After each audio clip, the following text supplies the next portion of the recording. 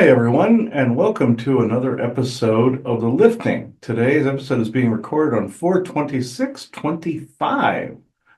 This is going to be very interesting today, folks. This was more impromptu, but this none less valuable than any of the others. So, before we go into any of the details, I now open this circle within true benevolence and no conflicting agendas of this moment in time. So, Joanna?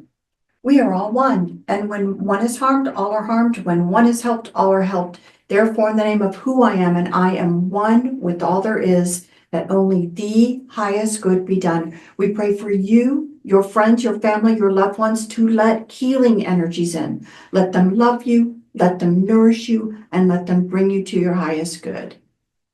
We ask for benevolence now with no conflicting agenda to please come in and be with us and support us during this conversation. As well, that we ask for malevolent or mischievous beings to be swept away now so that we can have this conversation in peace and that you may listen to it in peace.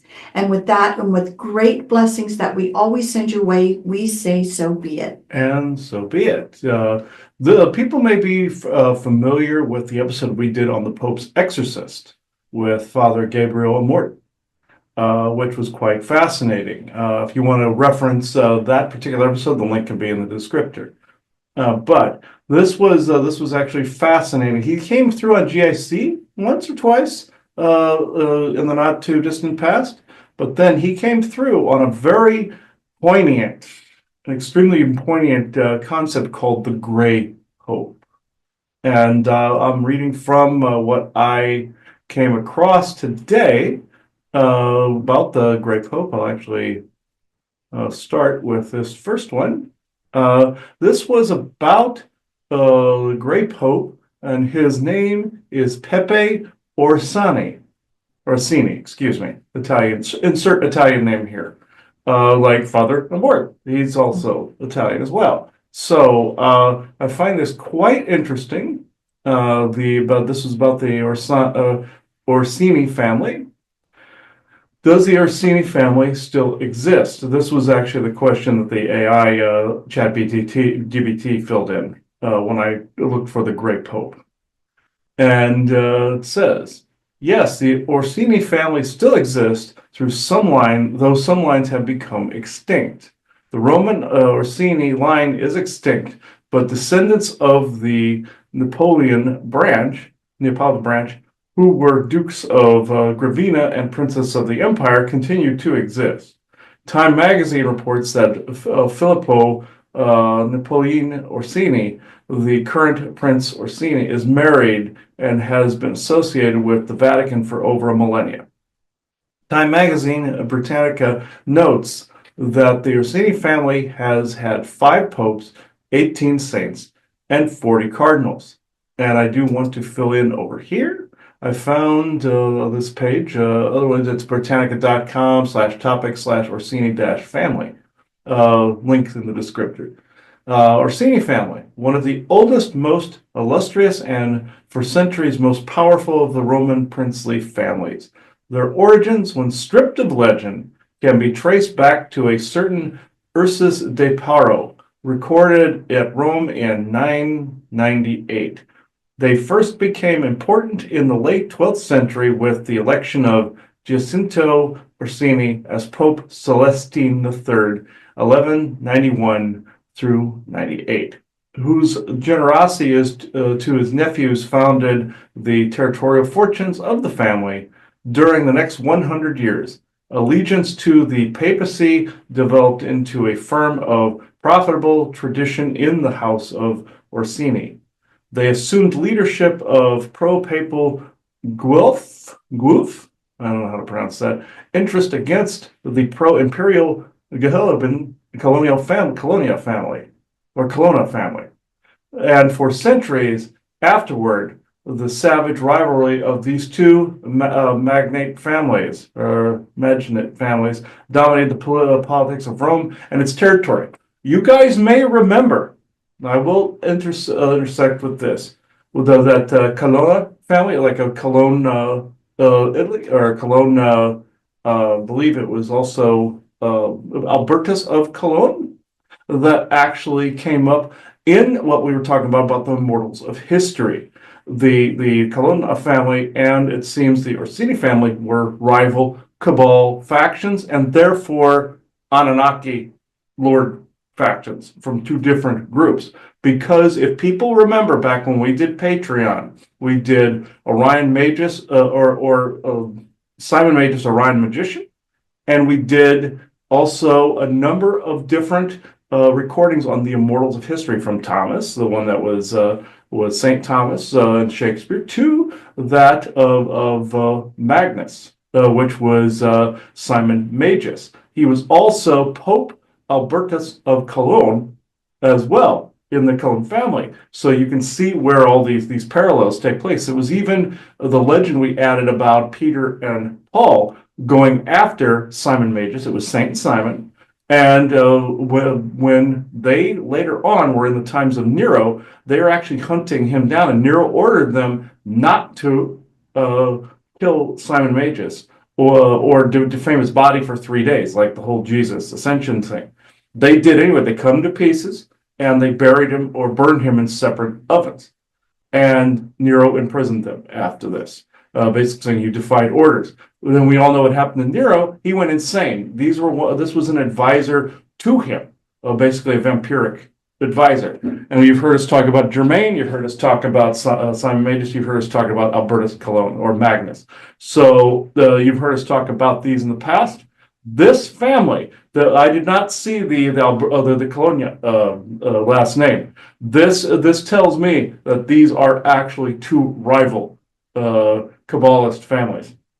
And you have Father Mort's faction, which we know is like in the movie an underground like witchery type of faction, trench worker, exorcist types, also like you see in the movie Van Helsing. But even though it's the Society of Saint Paul, which is what Father Mort was a part of, and the Order of Saint Peter, it was called in Van Helsing. This is still the same group, and the Mosen are heavily involved in this, and they are quickly trying to get rid of this other rival faction or these rival factions and make it one thing. Bjorn and I were able to figure out that the Vatican is trying to, with their library, trying to become a galactically recognized library branch for the GF. We came to find out they have their own satellites, they have their own weaponry, they have their own all of this. So if anybody's heard of this outside of us, please let us know. Validation would be appreciated. And just to go further, that today is the day that the current Pope's funeral has occurred, and then conclave will happen. He's known as the White Pope, the Pope that is seen by everybody. Mm-hmm. Then you have the Jesuit order. People refer to that head as the Black Pope.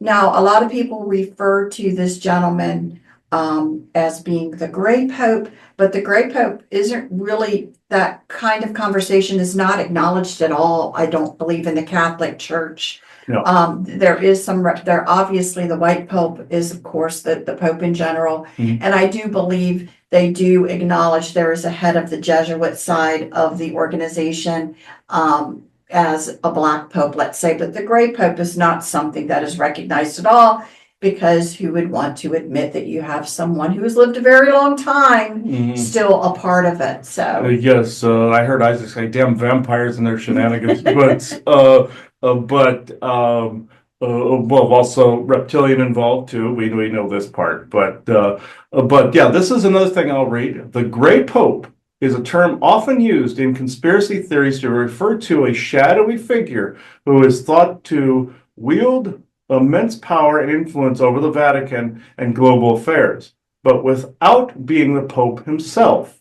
A common example of this is the alleged Gray Pope, Pepe Orsini, a member of the powerful Orsini family. Then I'll read a little bit again here. I'll repeat. The Orsini family has a long history of power and influence within the Vatican, dating back to the 12th century when Jacinto Orsini was elected Pope Celestine III. Some conspiracy theorists suggest that the Orsini family and individuals like Pepe Orsini are the true puppet masters behind the scenes, manipulating the Vatican and global events. I just got a thumbs up from Father Mort on that particular thing, that particular fact. So this, while the term Grey Pope and the idea of a shadowy figure manipulating the Vatican are widely circulated in conspiracy theories, there is no concrete evidence to support these claims. You see how the CIA got involved, folks? So, Well, that, and yeah. and we must say that when you ask the AI generated question, he did not come up. He did not come up. It kept diverting They acknowledged the family, but as far as this particular gentleman, he did not come up in the AI search. So again, I think it's one of those things where we tell people who are now becoming heavily reliant on AI, you have to remember that these are programs and people can put in or leave out programs. And as well as, like my son reminded me, that when AI is searching for an answer, it's not that it knows, it's putting out a guess. And so people need to keep that in mind, that these are algorithms that are done. When you're asking a question, you will get a reply back. But again, some of it is guessing. It's not necessarily the truth. Yes, it's guessing, and it's been trained by somebody, like the woke algorithms that popped up with ChatGPT and all those very recently. It's programmed by somebody. People have to remember this. Right. And I like, again, programs can have agendas behind them. oh, most definitely. I like this last statement. I think this says it all, this last statement here on the AI overview of this. The Vatican and its leadership are complex institutions with their own structures and decision-making processes. And the idea of a single individual pulling all the strings is a simplification of reality. I find that laughable, actually, because, of course, a single individual like a king could do things. This was proven in antiquity. There were kings and queens everywhere, but also groups as well, dark and light groups that fight each other and battle each other over the course of history. I find it laughable that the AI actually says, oh no, this isn't a possibility. Yes, it is, actually. So I find that quite funny. So at a factual note, the AI does not recognize this as an existence. No. But as a conspiracy theory note, it will bring up the conspiracy theory information, just to make that clear. Yes, and I also love it because the CIA was known to have made that term to begin with to discredit things. It still is continuing to be either self-farmed by the general public on social media, like Facebook and X, and also continues to be used by the three-letter agencies in order to insert, especially in these AI algorithms. You got to think of this, folks, when it comes to these things. So I also neglected to remember that Father Mort wanted me to read an actual blessing before he came through here. And this was supposed to be at the beginning after we did the Law of One.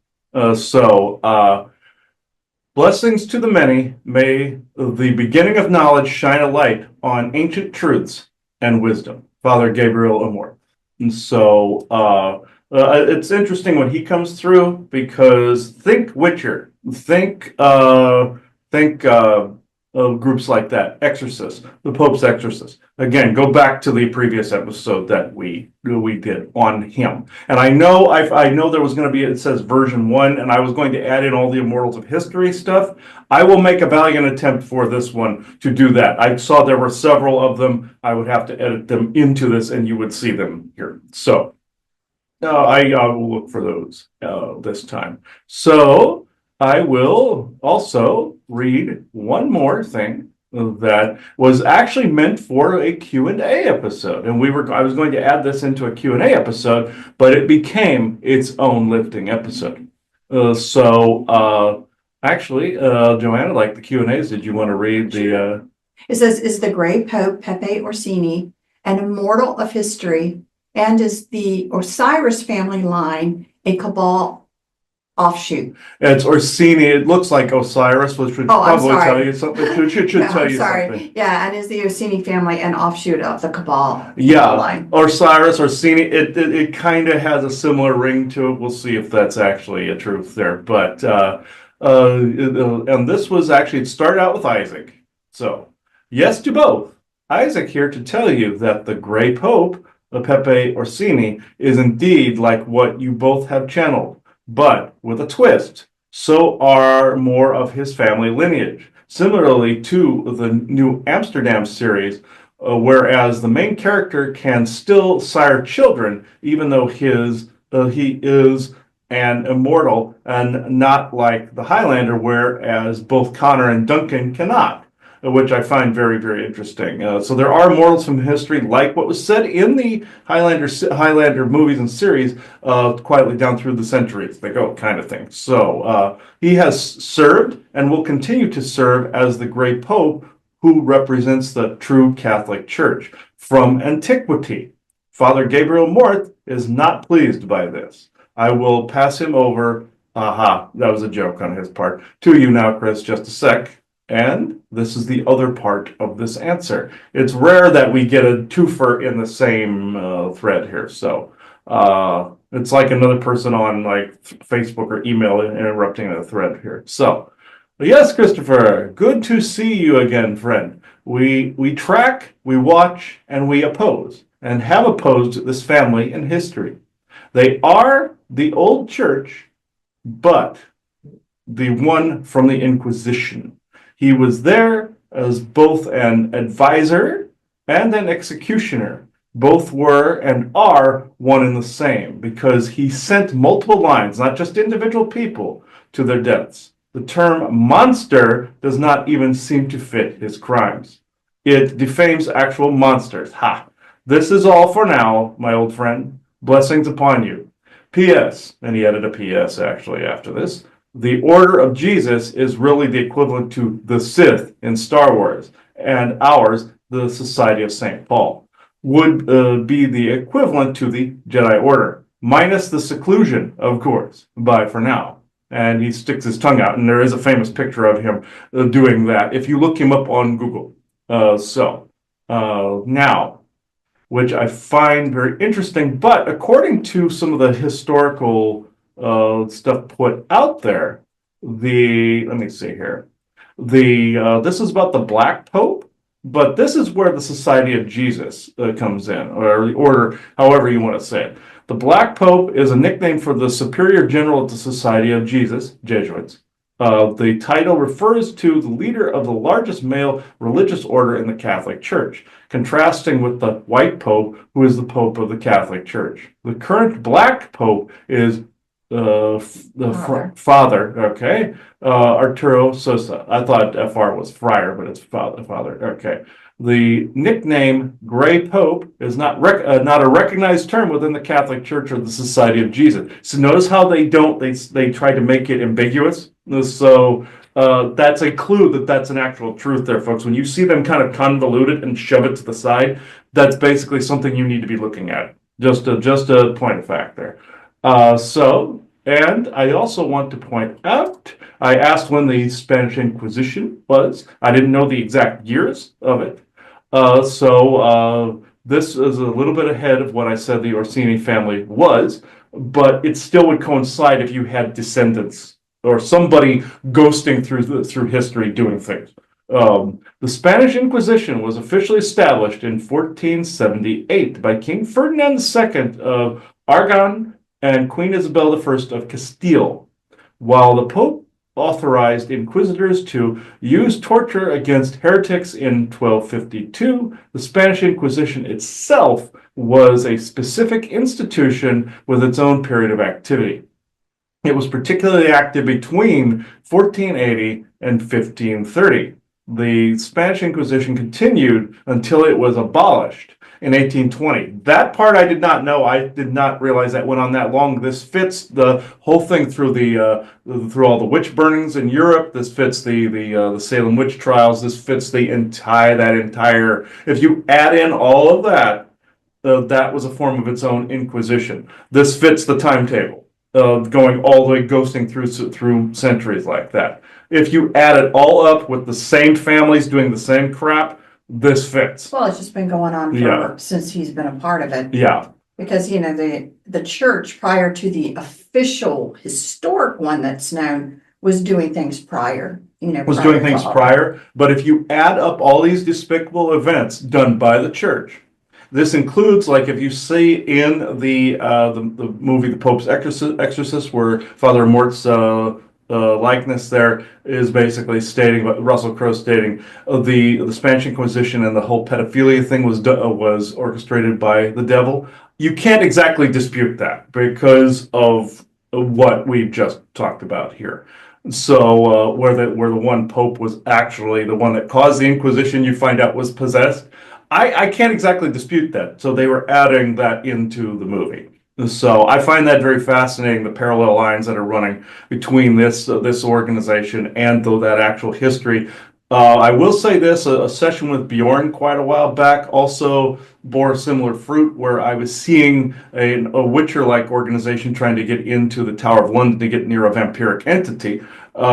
This fits as well, I feel, and the Tower of London guards wouldn't let let them in. Also, if you look at King Henry VIII's reign, you see a picture of the one we call Thomas. That was actually his advisor. And we found out he used the name Thomas, but we found out that was the same person. This goes back into the Bacon Castle conversation we had, because I believe Sir Francis Bacon is essentially Thomas and Shakespeare, or at least the same family lineages, and you have Nathaniel Bacon as well. I believe it's all connected. I believe everything is like at least through a big spider web of connections here.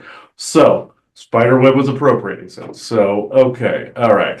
Now I think this would be a good time to bring him in and talk. There is an enormous amount of interference regarding this, and there was already blowback before we even uttered anything. Father Gabriel Morth, benevolent Father Gabriel Morth with no conflicting agendas, is at this moment in time. Take as long or as little as you want. Okay. Right.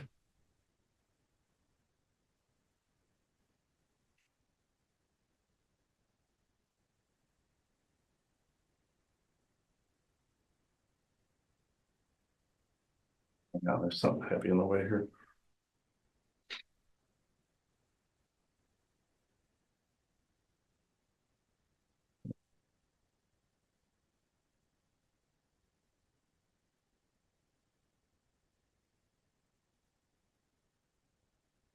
Excuse the abruptness. I do not relish the blowback that ensues from this. We have battled the Orsini family for some time. And it is bullshit when it's said that the main Roman line is dead. No, no, no, no, no, no, no. That is a bit of diversion, let's just say, on the part of Google and the AI teachings, or what it was taught. We do, within the Vatican Library, have an AI very similar to your Chat GPT, but it is more on the lines of more of a Star Trek-ish type of coalition of records. Say if somebody asked the Enterprise computer to collate or juxtapose different information next to one another and cross and compare, like you saw a lot of the characters do on the show. That's what I'm talking about right there. A collation of data and information. Now, this is what he said. What he said was true about what Bjorn and him discovered about the Vatican. They even have their own missiles, for crying out loud. They have their own satellites. They have their own everything. And him and Bjorn discovered that different like Doctor Who references, like the Papal Mainframe, Church of the Papal Mainframe, and all these other things. We're comparison to what the Vatican wishes to do with the impending GF contact. This goes back to what was said about Disney and the Third Reich, whereas they thought it was a foregone conclusion that the Third Reich was going to be empowered, therefore building Disney World within like their own little principality. Look at the comparisons for a moment to the Vatican. What is it? Its own principality. What does it resemble? A mainframe. What the orb, as well as the obelisk. What is that? Binary network. What is it pointing towards? The sky. No, Isaac, it is not a giant penis in scrotum. No. No. Well, kind of. But in this, joking aside, it has an antenna that reaches towards the stars as an uplink to the galactic intranet, you would call it, or he calls it. This is what the Vatican Library is becoming. And this is why, over the centuries, all this information was gathered. Even the people in the past didn't know why they were doing things sometimes. They just did them. They went off half-cocked, you would say. It's just like what created Christianity was your Pharaoh Akhenaten. He was taken down. The information went into the library at Alexandria, whereas Caesar took it to Rome. And we all know what that became, or the seeds of the library. It was over gradually a period of time by those that wished to bring the earth both into the galactic community and rule the earth within that galactic community. This is not something I wish, even though the earth has nearly met its requirements to get inducted into the GF. You are on a collision course with the GF, unfortunately so. But this can go one of two ways, good or bad, as like with anything. This could go into a new world order or into a world coalition or unity with the separate nations as working together with their different belief systems. The rushing of the border opening before, you know, of the start of the North American coalition, which this could actually work and be a benefit. Even trading with the GF could definitely be a benefit. This is not in dispute. Even your DEI and all that was part of some radical GF nonsense. But the Orsini family, Pepe in particular, he is one of these immortals of history. Am I? I suppose if you could call spirit to that. Do I channel into some people? Is this why he was detecting a beating heart in my chest? Yes, I channel into multiple people in the organization. I actually, if you saw the Undercroft, it would be the same as the ending to the movie The Pope's Exorcist, where you saw the Undercroft with all the computers and all the tracking of the fallen angels. The same goes with Van Helsing, where you saw the Undercroft with all the secret shenanigans going on underneath. I say shenanigans in a good sense because some secrets actually are a benefit to mankind. And since we are not playing word games with mankind and humankind and all the person kind and all these other, this nonsensical crap, which is slightly demon born, I must say, I will say this. What you discovered was synchronistic or a connection because your souls were in these spots to witness these things, as was mine. I was there, as was Pepe. These families do then to answer to Anunnaki lords, as you say, that began these factions and began their lines on a map. You know this conversation. The part that you are unaware of, possibly, even though you know the tracking of a soul, these individuals can then track those with this. Kind of like the immortals in Highlander, where they are aware of each other, where they have that it's in them and around them kind of at the same time, as your character of Duncan MacLeod stated in your Highlander the series, when he first becomes an immortal. It is very much like that, where they can detect each other in the same way you see in Highlander, minus the head chop. I suppose the head chopping stays in there. That's more of a reptilian thing. The gathering place, there can be only one. That was a dumping on the All-Father God, but also with the whole gathering place being New York, being the experimental petri dish of North America. I will not completely get into that, but you saw all the weird smoke and fires and chemicals and all of that crap that happened with the Canadian fires that time. That's why the skies and smoke around there were orange and green. That does not happen naturally, folks, I must say. That is a gathering place of experiments, and it was the gathering place of one of the Cabal factions, which would be Rockefeller. This other, however, is equally as old. You have the Orsini, you have the Colonia, and you have the Merovingian. These were the major ones and are the major ones in Europe to this day. The Colonia is that of Albertus Magnus or Albertus of Cologne. This he is still very much amongst you. You nicknamed him Magnus. Also, the Orsini family, they are no relation to Osiris, I must say, even though it is a similar name. It's not a coincidence per se. If they have any bloodline similarities that through cousinship only, kind of like what you were comparing Sir Francis Bacon to Nathaniel Bacon. It's kind of just a loose association, a little bit of blood, but kind of like the Gardners and the Sverdlows. They are essentially, well, those are the same family. Bad comparison, but in this, the Colonials, we have battled them for quite some time, and the Orsini. Did I incarnate as one of the rival factions to that of any of the Anunnaki that were good and battling the other factions? Yes, you could say that. That's what founded our order as well. We're of the good Mozen factions, but even they were beholden to that of, you would say, an Anunnaki lord.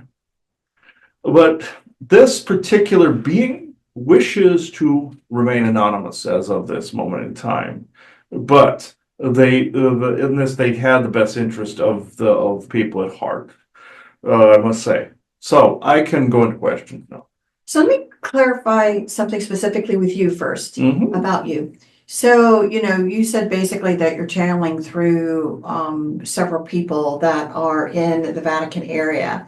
But I have to clarify that to say you're talking as a part of your oversoul. You're not the oversoul speaking. You're actually another kind of avatar of the oversoul, but still on the other side, right? Yes, you could say this, or a facet that some would say was that I was Gabriel Mort, but I am Gabriel Mort because I took this name back to the oversoul and kept the persona, like your phrase edit did. Okay. So I appreciate that. The other clarification, because one of the things that was a misnomer apparently is that an oversoul can have multiple avatars in at the same time, on the same frequency, on the same timeline. That's a correct statement? Yes, this actually is a very factual statement. You can have, it's mostly different timelines, but yes, if one wishes to accomplish something within a particular timeline cluster, yes, it is indeed possible to do it, and it does happen. So this is reminding me a little bit of an oversoul's interest, let's just say, to stay in the game, because it seems that whatever I always joke and say the cabal don't look at things within a human lifetime, the regular person's lifetime. They look at things over century, moving pieces over centuries. And then apparently there is an oversoul interest of yours to still be in the game here, even though you left. So either one or two things are happening. Again, there is kind of this, I don't know if you're saying that there's avatars of your oversoul and you're communicating through avatars of your own oversoul and passing the library of information you have down to them, in that way, or you literally really are doing it to separate people. But the conversation is like the oversoul could be involved in some of this and a bigger picture conversation of moving things along, not just in a single lifetime, but over lifetimes. An oversoul is interested in watching how something plays out, and it has avatars that come in that are a part of that, and it's not as one and done as people think with an oversoul. You are correct. It is not one and done, but am I channeling through people that I trust? Yes. Is it always part of me? No. Have I done this? Yeah. Am I currently doing this? No. It is more or less people within the order. And they use a particular technique, very similar to what you guys do with crystal stones and edifices. And as much as I abhor having a statue made of myself, it is much easier to use an image of myself. has the energy frequency attuned to myself. Would it be easier if it was one of me there? Yes, of course. Of course it would be. But yes, this is something that, of course, this is a very poignant, good question. But what he was detecting was those in the order that I channel through. There's a small grouping of them, just like you say, tighter circle, deeper roots. We do the same. We are very picky, or you say anal retentive, about who we induct in the order. Also, members of the Mozen have always been present within our walls as well, doing their little Jedi thing, so to speak, and also soldiering as well, and witchery. Mhm. No, so though they have three distinct groups that have all kind of amalgamated into the Society of St. Paul, which we are attempting to change the name at some point to make it more palpable or palatable, but because the acronym or the acronym spells SSP and people think it's a secret space program. This is what he thought too. He thought there was a connection there because of the synchronistic SSP on there. Which I don't really, I'm not saying that isn't a thing, because some people have been taken within that library into some of the SSP areas that are then inducted into crew members for the library for a time. So there is a truth there. But it's usually on behest of the bad guys that are there, and it is a distinct yin and yang that is there. When he compared to all the despicable events, even the witch burnings in Salem, he was correct. The inquisitors did exist even in that time. They were being possessed. Not only they should have called it the Order of Enlil, but they should have also pretty much been carrying a torch and pitchfork at the time, because that's essentially what you're up against. And I'm not going to give credit to one devil or one lord or anything, but as I've said, different ones of these lords did back up different families and do rival one another. Even your house of Odin had children within it that do this. Just like you have your Onmyaji in Japan that were children of Abe no Seimei. It's the same identical thing, just seen by a different culture. So I like this conversation because again, people oftentimes, again, no matter what, being human, you fear death. But it seems to me the way that the order and the small group of people that, again, you're working with, there really isn't that, in their minds, that fear. It's almost like, we'll talk to you from the other side. We'll talk to you via the phone now with your physical body's not here, but we're going to be talking to you. Mm-hmm. And again, I'm assuming you're advising and consulting because you have a broader perspective now than you even did there. So it's all very, very interesting, and I like that idea. We have to talk a minute again, even though I think we've talked about it before, but really quick for the people that are just hearing this now, to talk about the concept of the immortals. My thought process, and I want you to, tell me if I'm right, wrong, or expand upon it, is that when humanity, again, the genetic tinkering that was done to humanity, and what most people see of humanity now, it's been tinkered to the point of a shorter than normal lifespan. And what the human DNA skin suit can do, it's been shortened. And a lot of people are up to date with reading that. They feel it's related to the telomeres. It looks like they've been tinkered with, all of this kind of conversation. But it sounds like there were also, I'm going to call them servant races to the Anunnaki, that somehow, even though they're in a human skin suit as something like that, they were allowed, which would make sense because you don't want something dying off. It would seem like every 2 weeks to an Anunnaki, that you would want a longer life of a servant to be there. And was that the thought process of what went on? Yes, when races like the Ajiji and Dark Elves and stuff were created, this was put into mind. This is why some of them lived so long, but also remember, there was a race of human types that came before that had more of a crystalline DNA. This in them was activated a longer lifespan, but in the times that Enlil stunted the growth of people. when those servants that used some of that particular DNA, also from the Great Seeding, it is known as, where people colonized the earth. Some of that DNA was then stunted by him, then replaced by that of Enki. And this is again where you get your intersex and your non-binary. This was also set on your GIC as well with that question. But the immortals in history, do they age? Yes, there's also the vampiric contagion to contend with that would slow aging. What is it doing to basically accomplish its goal of perpetuating itself as a virus does?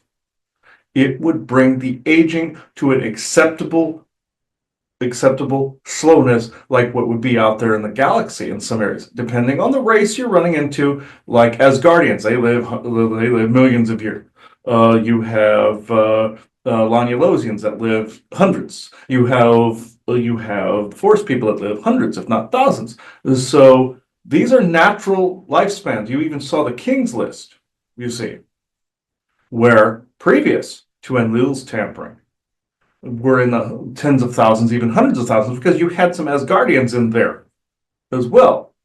And 20,000, 30,000, things of that nature. These were the kids or children thereof. You had the stunting that came out, and they were only like 30, 40, 50, 60, 70, 100 years. So this is where this tampering comes in. So these immortals of history, what they are essentially galactic or vampiric, or a little of both. And the vampires essentially are bound to Midgard. Some of them can reconstitute, and through a reconstitution curse, he says, like the dragon and one of the dragons in Skyrim that reconstitutes in the Dawnguard DLC, where he's in the soul cairn and regurgitates. If you kill him, he regurgitates.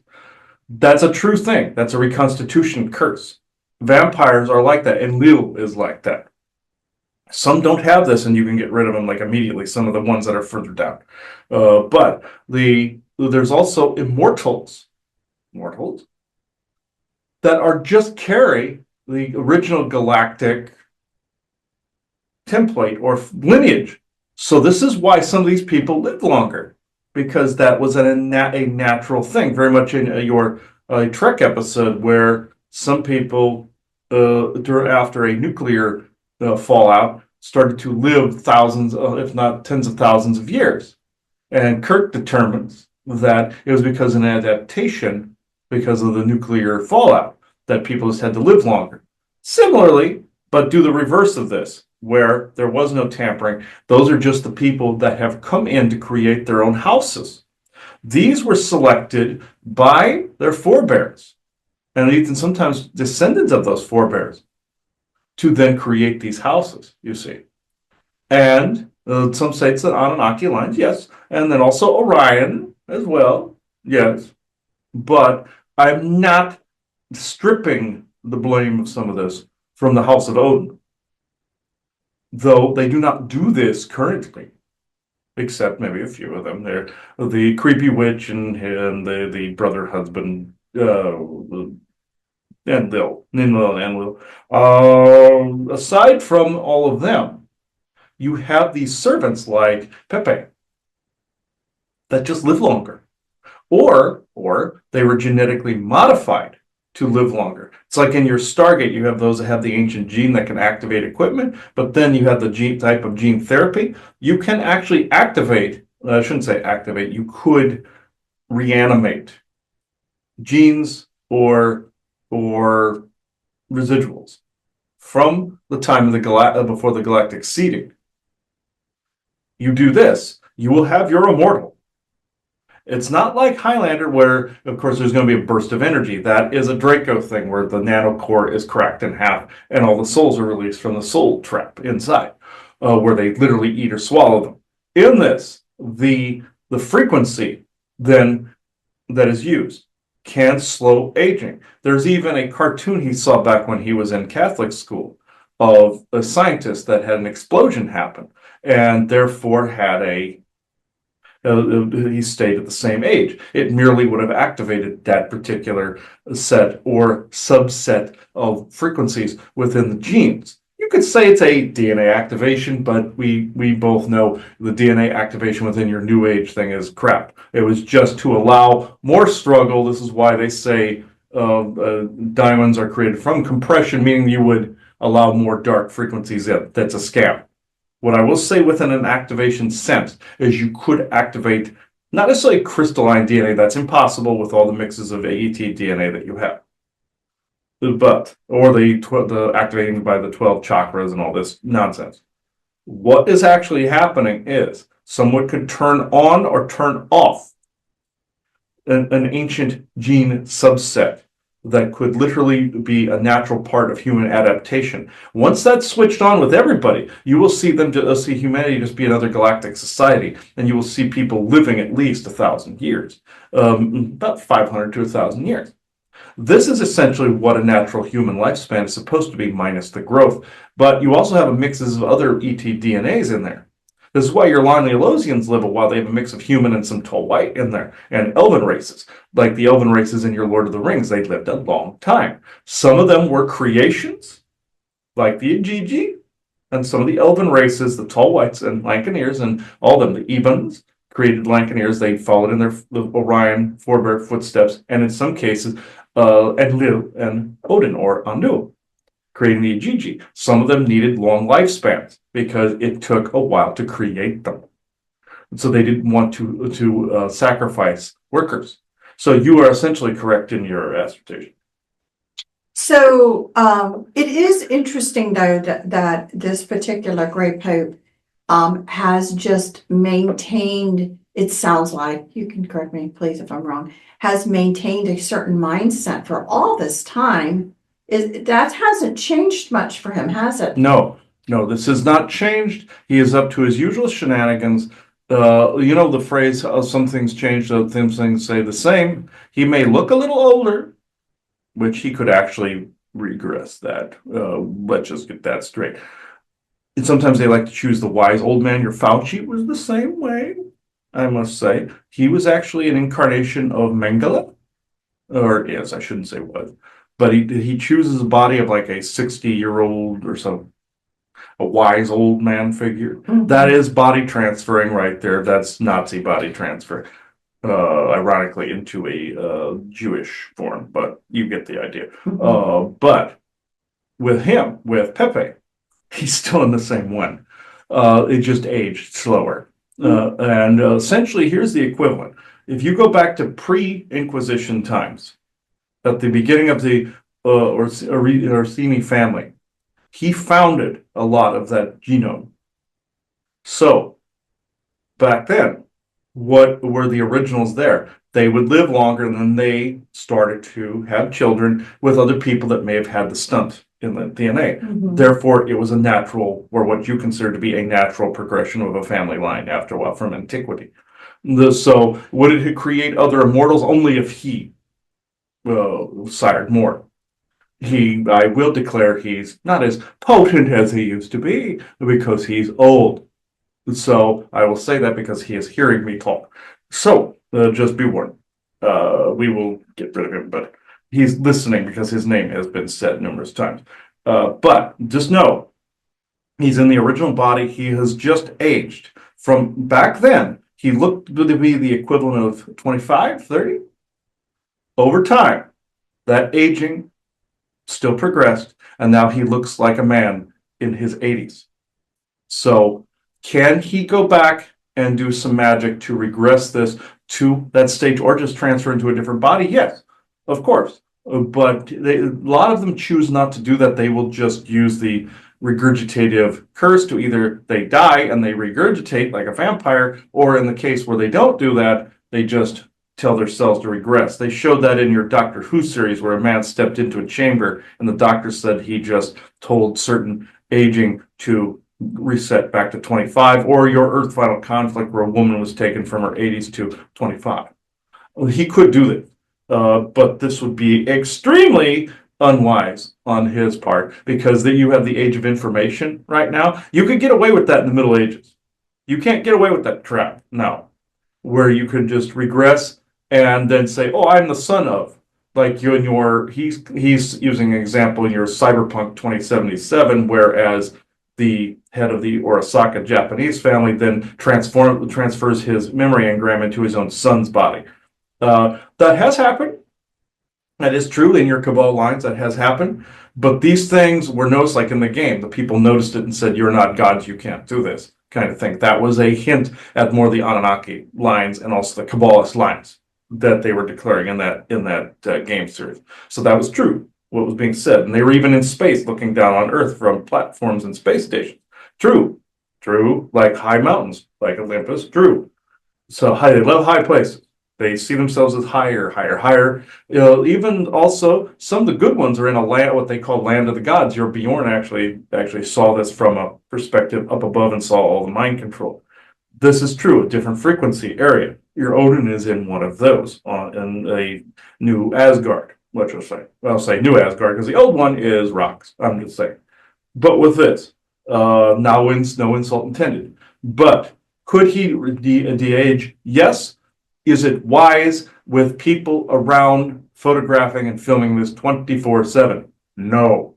Will he eventually age to the point where he could die?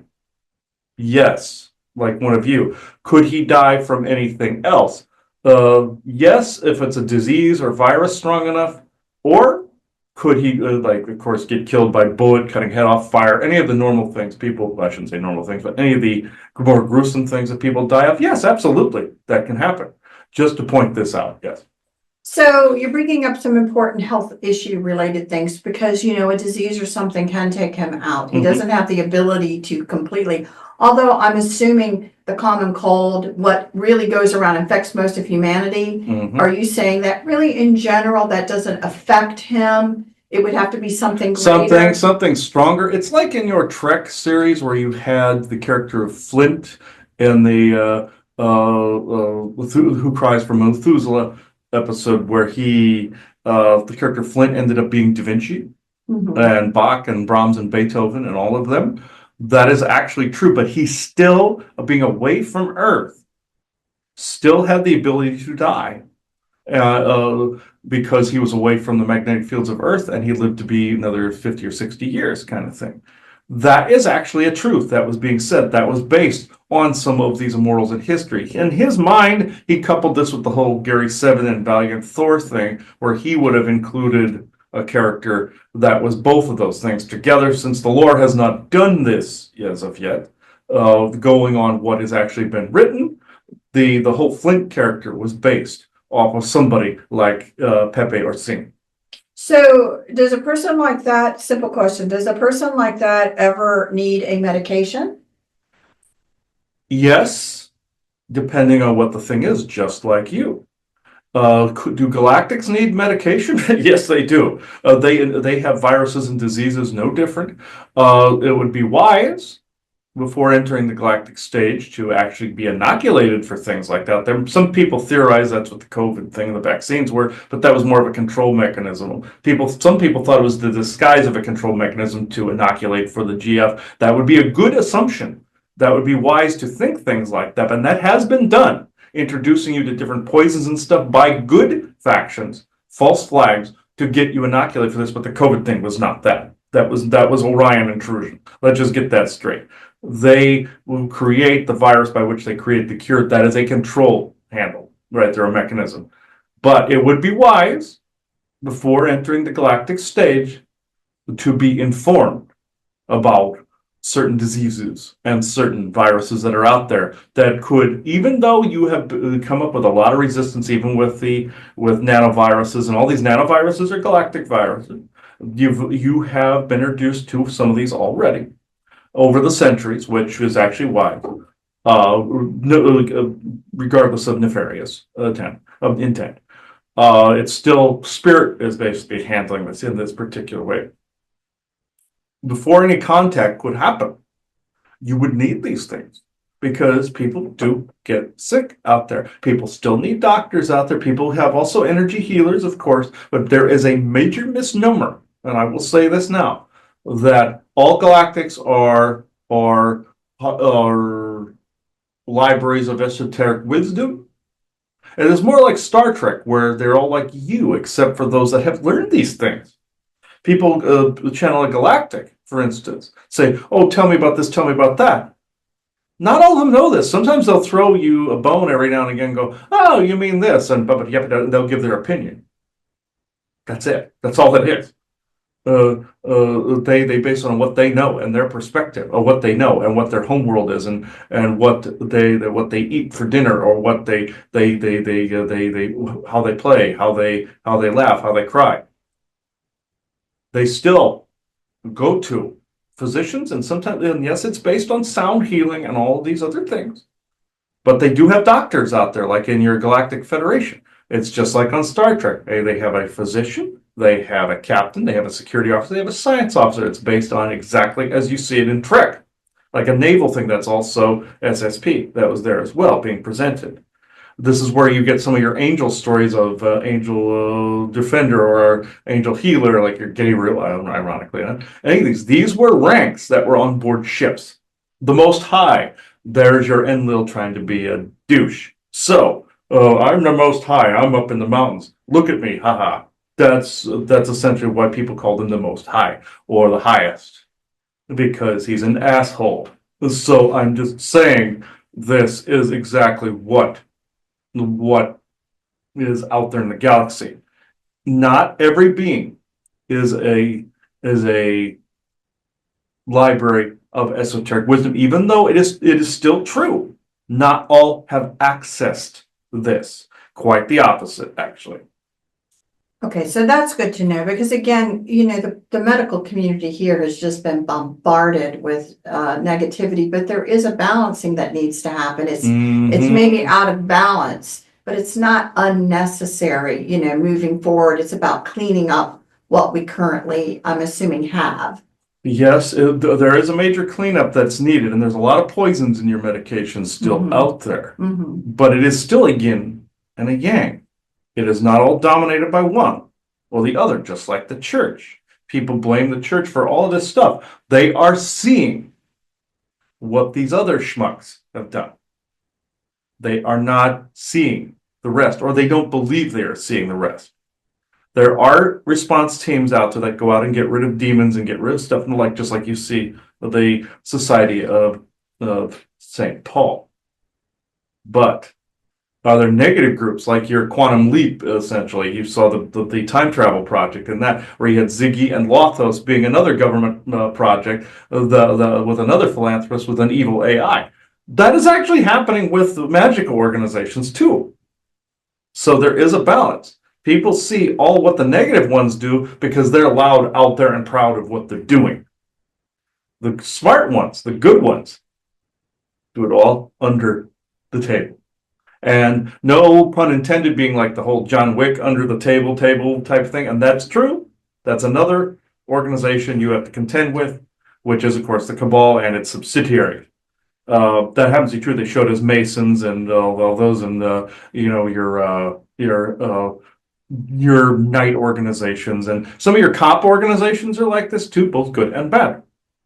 You have to, and I don't say judge people, but you have to judge each situation on an individual basis and in an individual way, even if somebody is part of an organization that bears the symbol of something that it will later be found to be nasty and or malignant.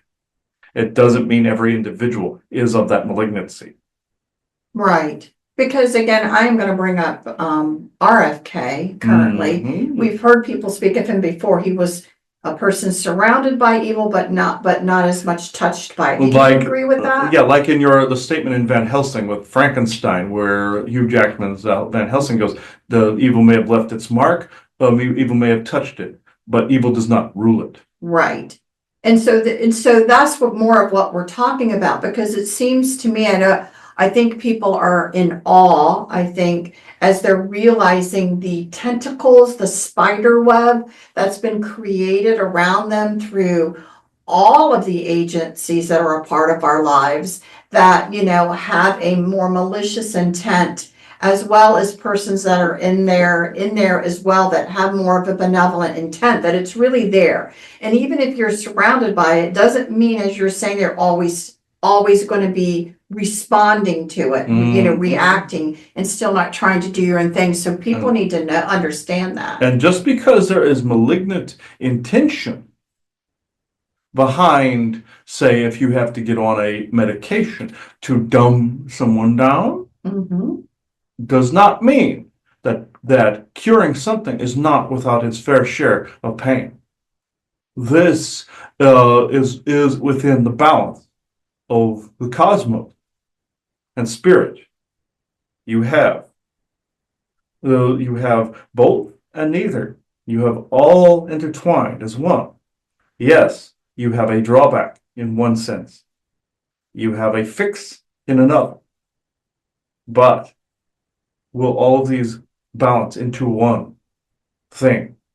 Yes, just because you have to walk through the fire to give a shaft to a demon does not mean that fire will burn you for very long.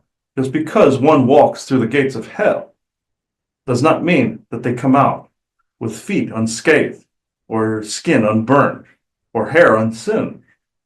Just because you run into the demon of light does not mean that one cannot just step over it. Yes, walking through the fire, you must walk through it quickly. Do not let your feet linger on the coals, or you will get severely burned. Do not stop. Do not allow yourself to be consumed by the what ifs. Do not allow yourself, just because something is malignant in its origin or in its intentions in one aspect, and I do mean only one aspect, does not mean the plethora of intentions surrounding it or that of malignancy. This is important to remember. So again, I'm going to go then straight, because you're alluding to things, but I'm going to go straight to it. In this community that we are currently in, it's very difficult for people to know what to do, because again, you have people with psionic skills that they do not want to lose. There is talk out there is fear out there that medications will dumb it, will damn it down, will completely close it down. This is true. Right. So, but you also sometimes, because you're in a physical avatar, that you need to keep as healthy as possible to do what you're trying to do. You have to also do things within that medical community. And what you're saying is that there is a way to walk the path, that you do have to go into the medical community. You may have to do something at time. It is only a temporary situation to help an issue that just needs to be dealt with. Is that what you're saying? Yes, even though there is malignancy behind some of the malignant intent, behind the creation of certain things, just like with your Frankenstein's monster in Van Helsing. Evil may have created it, evil does not rule it. What do you believe in this? Do you believe evil rules the totality of a thing, or do you believe a thing can be transformed? This is basically, under his chagrin, is definitely a test of faith, a test of what yin and yang and balance actually look like. But also, within this, yes, I will go straight for the jugular. Yes, with the issues with his eye, is that intentional on that of malignancy? You bet. Is it also the intention of malignancy that one would stand in the middle of the flames and not move and be burned to death at the stake? Yes. This is based upon the propaganda that has been flooding your New Age community and UFO communities forever, that one side is the totality of is evil, and the new incarnation of information is solely and completely good. There is infiltration in all of these areas. from your New Age mafia, like what Houdini said was the spiritualist community, to some of your UFO shills, to medication that's out there. And yes, was it designed to keep people dampened with chemicals? Yes, but that's also in your food as well. So, as I've said, like with the RFK issue, just because there's malignancy in a cabal faction does not mean evil rules every member. Just because evil and malignant intentions created certain medications does not mean that there is not a good aspect to them with other various intentions. Now, do you have a choice between one thing, like what he says with the zoster virus and the eye issue going blind, and the other? No, there isn't necessary choice. Is he correct? There is a third option there, frequency. But this goes to, what do you believe? Do you believe something can be transformed or not? Can a healer or a sound practitioner fix this? Yes. Could also the frequency altered within a medication do the same? Yes, it is tech versus, and tech and chemical versus energy. All can be co-synchronous on the earth. Should you fully trust all doctors out there? No, you would be a moron to do this. Should you condemn all of them? No, you are also a moron if you do this. Just like with the church. Our organization exists, but so does Pepe's. Right, and so again, and you say that as well with medications. It's the same. Those organizations exist within your medical and scientific fields as well. Exactly, because if you really, I'm just going to go through the few of the common stuff. You could have a hypertension issue that really could harm you in the end. And, taking some medication to bring that back down to better levels may be helpful, but not destroy your psionics. The same thing I would assume, for a blood sugar medication. Some of them are common hard ones, because I'm assuming there has to be right now currently within the medical field, within the pharmaceuticals, things that really do help humanity and help their current life, because there is poison all in the food. There is poison in the air. There are things that are going on to try and decrease a lifespan of somebody and harm their body. But it's not all bad. I get what everybody's saying. And I also agree in the fact, like what we say, bless our foods. Bless your foods, that what you're taking in. Bless your medications. Bless your medications, that what you're taking it in, it will do only what it is meant to do with the intention of that. But then again, the side effects are not going to linger or be an issue, basically because you say so. But to say that right now humanity and the average human, which I consider us, Chris and I, we're average humans in that sense with an avatar body, to say that we can just completely be free of some of these, let's say, ailments that will come up, that's unrealistic, especially if if you have somebody who is immortal that also, would face ailments. So you can't completely swing that pendulum the other way. But I think adding in intention, adding in a certain frequency of confidence of what's going on, I think is important. But we shouldn't just completely diverse ourselves from the medical side. You are correct. It is all about physical, spiritual, energetic frequency. Frequency is everything. But of course, there are incredibly low or slow-moving ones within your pharmaceutical industry, a lot of them. And the same thing with the food, yet you still eat it. Right. So, of course you have to, but I'm just saying, the instance with a choice given, yes, is he irked by the choice of, lose this or gain this? The yin and yang of life exists, the balance in all things. But can you manifest all of that and actually attain all of that with frequency? Absolutely, but it is also a misnomer that all of it is in one camp. It is just like your Prince Siddhartha Buddha in your Little Buddha movie, where a group of people invited him in to be a spiritual teacher, yet he had to give up all earthly pleasures, all earthly foods, and he was emaciated at that point, taking in very little water just to stay alive. And he's sitting on the shore, and he hears a poignant phrase of someone stringing a musical instrument, going, string it too tightly, it will break, string it too loosely, and it will not play. And he heard this and became that of what people know him as, whereas he lived in balance. Balance, sometimes attained, is distasteful at times, leaves a bad taste in your mouth, will leave a bad imprint on your psyche, a bad imprint on your footprint, or even your fingerprint.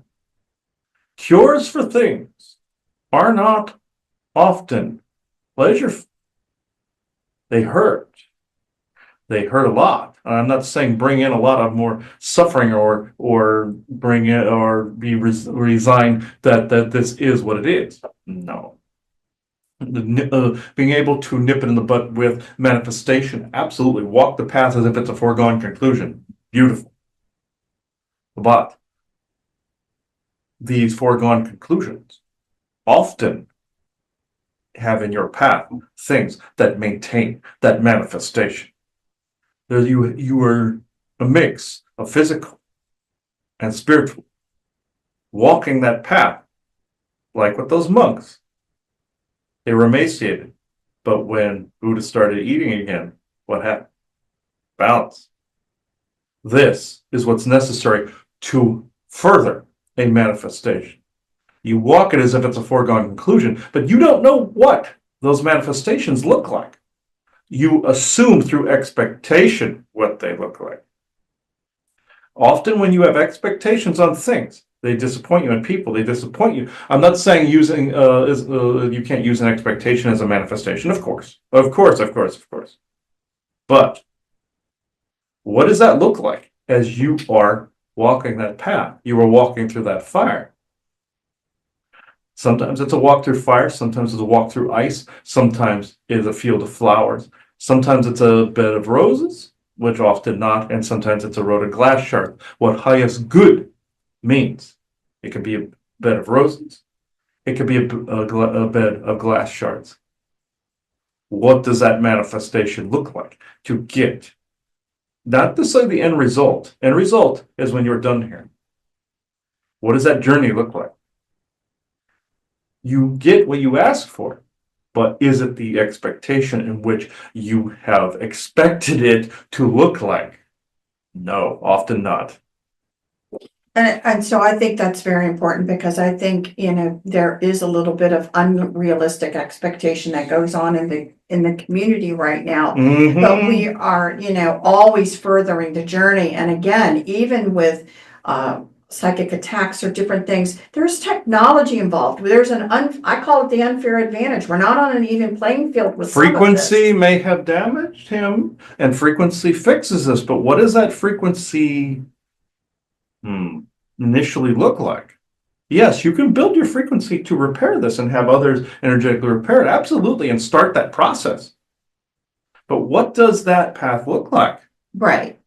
And it is important, and it may encompass, again, the medical community and things that exist right now that people are very hesitant to. You have to trust your instincts, and you have to trust, the fact that maybe something you need to go through or need to try or do something like that, that will in the long run help you, that it's not all bad. Mm-hmm. And right now, I really do believe it's a huge psyops. They're taking advantage of some of these things and creating a psyops that it is all bad. Yes. And this is what they do. If you figure, I'm telling you, if you see a curtain drawn back and you see something going on, they're going to come right through that door. They're going to make it a psyops now to make you really get off balance again. You feel like you just learned something, and now they're going to throw you off balance by making you think it's all bad. Throw the baby out with the bathwater. Yes, it's just like those that say become vegetarians. Do they do it over belief of the propaganda that animals are always tortured? Some of which that does happen. I'm not saying it doesn't. but it is thrown in your face, say on social media, to get you so disgusted with, say, eating meat, for instance, that you sacrifice your very health, like those monks that I was talking about before, to get away from that frequency or energy because it is distasteful, no pun intended. But then you sacrifice your health. Some people are skin and bones because of this. It's just like a person they knew died because she had diverticulitis, but wouldn't stop eating nuts and berries because I cannot morally eat meat. This is what killed her. It was a psyops. So these are psyopses. Balance in all things. You must do as your current avatar, not as the avatar commands. That is stupid. Balance between oversoul, avatar. He says helicopter pilot, soldier on the ground. What happens if there is a distinctness between these two? You have a divide. When there is a divide on what orders to follow, can one see the other clearly? Is there a disconnect? The psyops is the disconnect between avatar and oversoul, warping the perspective, warping the perception between what reality is and could be versus what is in both places. What you think should be and what is. That's what these psyopses are really meant to warp. What people think things should be and what currently is in the moment.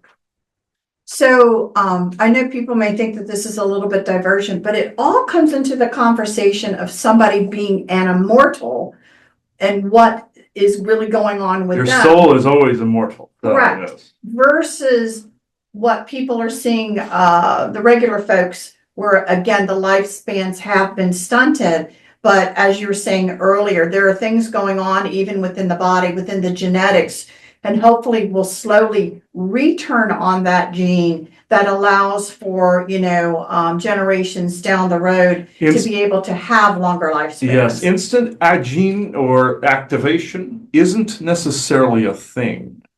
This is generational. They made this popular through X-Men and things of that nature. Where something will mutate and come on like fairly quickly. Now, is DNA activation a thing? No. You exist all at once in the here and now. When you activate, they say your Kundalini, or you activate some gene or what you call junk DNA. There's no such thing as junk DNA. That's a psyops. But what is equally a psyops is that you can turn these things on and off like a light switch. I hate to say it, but no. Yes, you can get the genes, force them to a particular pattern with your molecular cellular solid ability, like what would regrow limbs and whatnot. Like what they have in the SSP with tech, where you can stimulate that they grow an arm, and this will eventually come down the pipe. But any expectation of med beds and all these other things are psyopses. What is equally a psyops is that you will activate all of these genes. Now, will some people change quickly? Are there walk-ins that help with this? Are there energies that help with this? Is this part of somebody's soul path to, you say, awaken this? Yes. But that was that person's lane. That was what that person was there to do. And not to awaken others, but maybe deliver information like what you guys are doing. Things of this nature. People come in when they're supposed to come in. Any leaning towards this epic, how can I put it? Epic activation of things or awakening? No. This was a CIA psyops. One truth to it, though. Do you have all that information stored within your genetic memory? You absolutely do. But will you be able to awaken all of it and access it and then become one of the immortals of history? Doubtful. If you can access certain technologies and certain frequencies that would go and activate it all or bring it up, be my guest if you come across this. Fully supported if it's for the right reasons. But is that likely to happen? No. And so again, in truth, I don't mind deviating a little bit of this conversation to something that's really important versus giving energy to the Great Pope, because the point of this conversation is that he doesn't have as much pull, as you know, they want you to, they overbloat what they can do. So you're not dealing with an immortal who is running the complete world. There are plenty of other factions and plenty of other things that are going on, right? And where do you give your energies to? So what I wouldn't be doing is giving your energies to thinking that somehow this line is running the world. I wouldn't do that. Why would you want to give them more No. power? So, does it exist? The answer is yes. Yes. Does it exist? Is this a family from a line that was a servant to someone who basically was more, we would consider more malevolent in their thought process of control and Absolutely. destruction and torture? And this line absolutely was in servitude of that.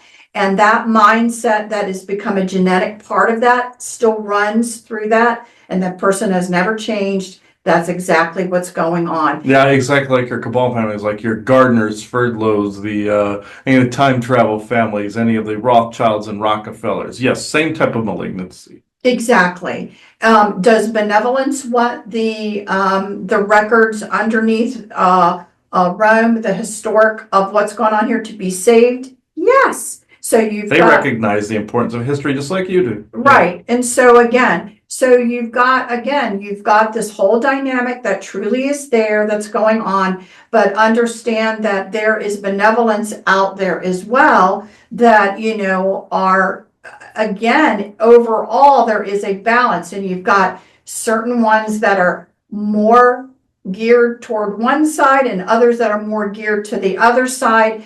And it is my belief still, I would like your perspective, that the consciousness, the awakening of people understanding and seeing things with the curtain is drawn back, the energies are going to go where you give your energies, and hopefully your energies and the seat at the table that humanity will now have is moving into more of a let's just say, unity, respect, and balancing that wants to occur, that includes humanity, not as just these mild servants to be used and abused by people, yes, but as to be seen and recognized as a people as a whole, that this particular world, people have individual rights, not just the rights given to them, and yes, looked at from these leaders. Just like you see with the ETs that come in your house, he's always saying, yes, you have individual rights, not that of a ruling body. That is completely 100% true.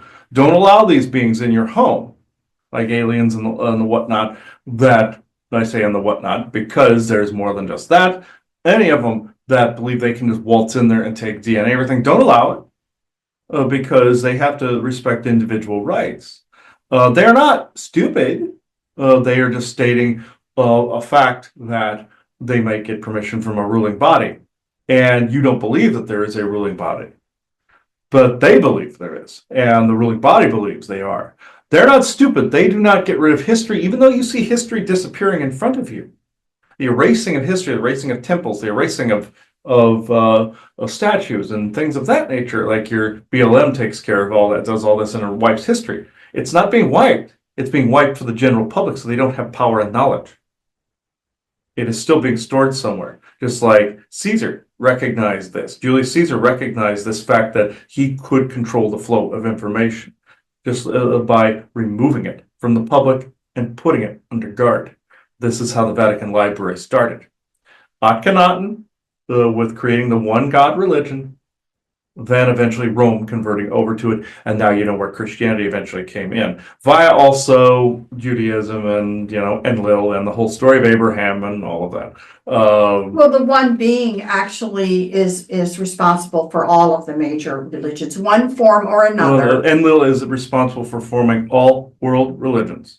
You see the banking system getting involved. That was Enki's doing with some of the money and intrusion, or the money portions of it. But at the same time, people think, well, the two brothers working together on this. Absolutely not. No, they do not work together on things. It's just sometimes they steal each other's ideas. Like with somebody cheating on a test next to you, they're looking over at it's the same thing. Like, what did he do today? That kind of thing. I'm not bashing anybody. I am just saying this is how this has occurred for centuries. These are the different parties involved. I'm not saying they are completely responsible for malignancy, and I'm not saying they're responsible for anything benevolent, all the time either. I'm just saying that this is what we know in the records. Their names are in the records. All these names are in the records. All your cryptids are in the records. All your ghost type stuff's in the records. All your paranormal stuff is in the records. Any factions out there that we know of are in the records. Any galactics that we know of are in the records. This is why it is eventually destined to become that of the main library of the Earth. And this history has been preserved. This is why sometimes he always gets fed up when people reinvent the wheel, saying, well, we have this already, we have this already. He's picking up on the library. He's picking up on the information that is there. We already have that advancement. Why do we have to do it again? Because it has been done again and again and again. And sometimes it's confiscated, sometimes it isn't. There'll be a day where it isn't. But this is exactly how this is currently. Well, thank you. And any last words that you want to say before we go today? Just the fact that if you come up with something like he noticed with his eye shingle, energy work, knowing the knowledge behind that, and the book studies behind it, and the practices behind the frequency. Absolutely, we use this to get rid of monsters, as he does. But there are aspects that alchemy serves as well. It is both biochemical and energetic. How do you think the bad guys dumb you guys down? By biochemical, as he saw in that SpongeBob disclosure that time, with the chemming, the chemtrails, a whole bit, and all the disclosures that are out there. And the psionic dampening with all its disclosures that are out there in the media. It's both of these things. They're using frequency and chemical. If you think they could accomplish everything with the frequencies thing, don't you think they would have done it? With this, they need, as above, so below, the chemical dumbing and the psionic dampening and dumbing. I know that's a judgment saying dumb, stupid, and smart, but some that are less immune and more immune. I get it. It's a have and have not. I understand. And those that are actually not affected by it, they get targeted. We know that whole bit. And everybody's technically targeted because of all that's going on. But if it could be done one way, don't you think they would have done it? They may appear as if they're smart. They may even try to make themselves appear as omnipotent or godlike with their voice of God tech. No, or voice of skull. No. It is smoke and mirrors, man behind the curtain, Wizard of Oz crap. So they are not unlimited. They are limited by the physics of the situation. They get those that are immune to some of the psionic intrusions that with biochemical. Also, psionic caused his shingles, but also biochemical and nanotechnology, both biological and technological, did the rest. You see it as a merging of energetic practices and technological practices and physical chemical. This means to cure a thing along that path. As I've said before, what does that look like? Energetics did part of it. Biochemical did the other. It takes both to undo it. Well, thank you. I really appreciate that, and always appreciate when you come in to spend some time with us talking. And again, don't give energy to someone who isn't for your highest good. That's True. The bottom line. I mean, don't think that they have power. Don't give them any more power, and see it going a different way. So work on that as well. Mhm. I know this is an interesting day that we've decided to do with this on. This is the day when the Pope's funeral is happening. They'll be doing the conclave here soon. And I'm only going to bring up one little last thing to talk about because I know it will be on people's minds. It has to do with the children who saw Mother Mary, the last secret that was let out that was regarding this being the last Pope. But it's an interesting conversation because what's coming to my mind is because of the fact that there is behind the scenes, this merging of the Galactic Federation already starting now into the Vatican area. Yes. I guess what I interpret it as, you can tell me your interpretation of really what's being said is there was a moment in time where the popes were more doing earthly things on earth, but this is the last pope. Now you have the galactic component coming in. And so there is a change that is getting ready to happen on that papacy level, information and understanding and working agreements. So the autonomy, I think maybe that the white pope had probably is now getting ready to change. Yes, yes. Even though Pope Francis, there were not necessarily good things going on, but he was letting information out maybe more than he could have, and he was hit again. Frequency and chemical. This is what killed him.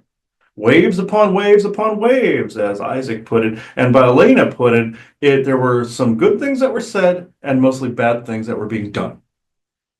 But the last pope is he. Then now you are quickly transforming it over into your collision course with the Galactic Federation. This is what is being done currently. So there'll be another white pope, but now you're behind the scenes. There is a big change that has occurred, and so again, the abilities of any particular pope to be more, decision making and stuff like that's now getting ready to all change. Yes, yes, there is a major restructuring. You would say thank God for that, but we also had to do with that of that restructuring, but we still have some of the immortals of history to contend with, like the Orsini's and stuff like that. Those variables like so this. The bottom line is, see, this change that is happening is for the betterment of humanity and not the continuation of the antics of Enlil's and Enlil's dominion and little minions and things like that. That this is actually hopefully going to be the beginning of opening up for, again, what do you want? You have to put those energies out of how do you want to see this transition to occur? What do you want to see the library, how it's available even to humanity? Now that we know all of this is, put that energy now into daydreaming what you want to happen and how you want things to unfold, but changes are definitely afoot. Yes, and do not always see Enlil as the all-powerful demon or lord of the area, or the lord high commander of the earth, either in Jesus' Jesuit form or in Michael's form or any other, let's just say, retarded concept. Let's just put it this way. There is no on high. There never has been. Benevolent source energy is a part in everything and all things. It's how it's accessed. It could be true benevolent source creator. It could be neutral or dark. It's mainly less light or more light in that respect. A bad photocopy that you copy on a photocopier that's all grainy and everything, or the genuine article, the genuine thing that you originally started with. Now, you want the genuine thing that you originally started with, and I will end with this. What do you want that to look like? Do you see this as world dominion by that of the church or your Kabbalist factions, just because you personally were not part of its, let's say, resurrection, part of its upbringing, or personally part of it, you can't trust because you personally were not there? Or do you have faith, ultimate faith, that what you think is an unseen hand is actually your own co-creating this? Just because you didn't personally step foot in the Vatican and couldn't vet this does not mean there aren't others doing it on your behalf, and others that are not part, again, of that manifestation. What does it look like? Does it mean you'll actually get to be there doing it? No. Does it mean that you'll have also had a hand in its resurrection? Yes. So I will end on this point. Thank you. So thank you. Blessings to all.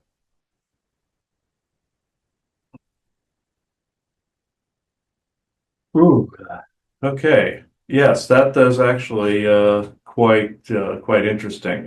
He's actually a very interesting figure, and many people also seen pictures of him holding a crucifix and everything. And he stated in his previous conversation that it was actually the regular cross was fine. He did that because that's what was available to him and what was around. He co-created that differently too, but he showed pictures of him sticking his tongue out with the crucifix in his hand, stuff like that. He mainly for his exorcism used a regular cross that had a little like metal like brass like nipple in the front of it. Those old style ones. With the and not the wood of the true cross either. He just said no, because there was no true cross. No. We'll get into that some other time. He says, chapter 3. I will come in and talk about Rome's creation of the Lord. He just said so. That whole time frame of the Council of Nicaea, Mhm. that's really a very interesting era of time of molding this story into its being, and really should be covered on its own. Should be covered on its own. He said mold is actually the correct word, as in the kind that actually exists in the walls of your house. So, not like molded, but the kind that's disgusting, and you have to have hazmat crews to come out and clean it. That is the one that he's talking about now, is that kind of mold. And he goes, I bid you goodbye for today. I just had to make that statement. They are akin to mold in the walls of your house. And you have to tear the walls out just to get to it and clean it up with hazmat crews. So bye-bye. This is okay. So that was actually funny. Okay.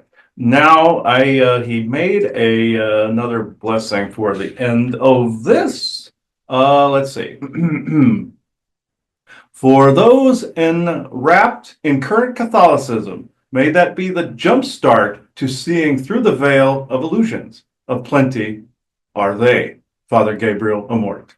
And he does the winky face, and he always does this. He's similar to Isaac in that way, better. He just said, he has a weird sense of humor. I have a human sense of humor. But next time I'm here, we'll cover the Council of Nicaea and all that garbage. So, bye-bye.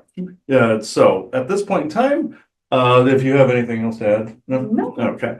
At this point in time, I will say I close this circle within true benevolence and no conflicting agendas is at this moment in time. So thank you, everybody. Bye-bye now.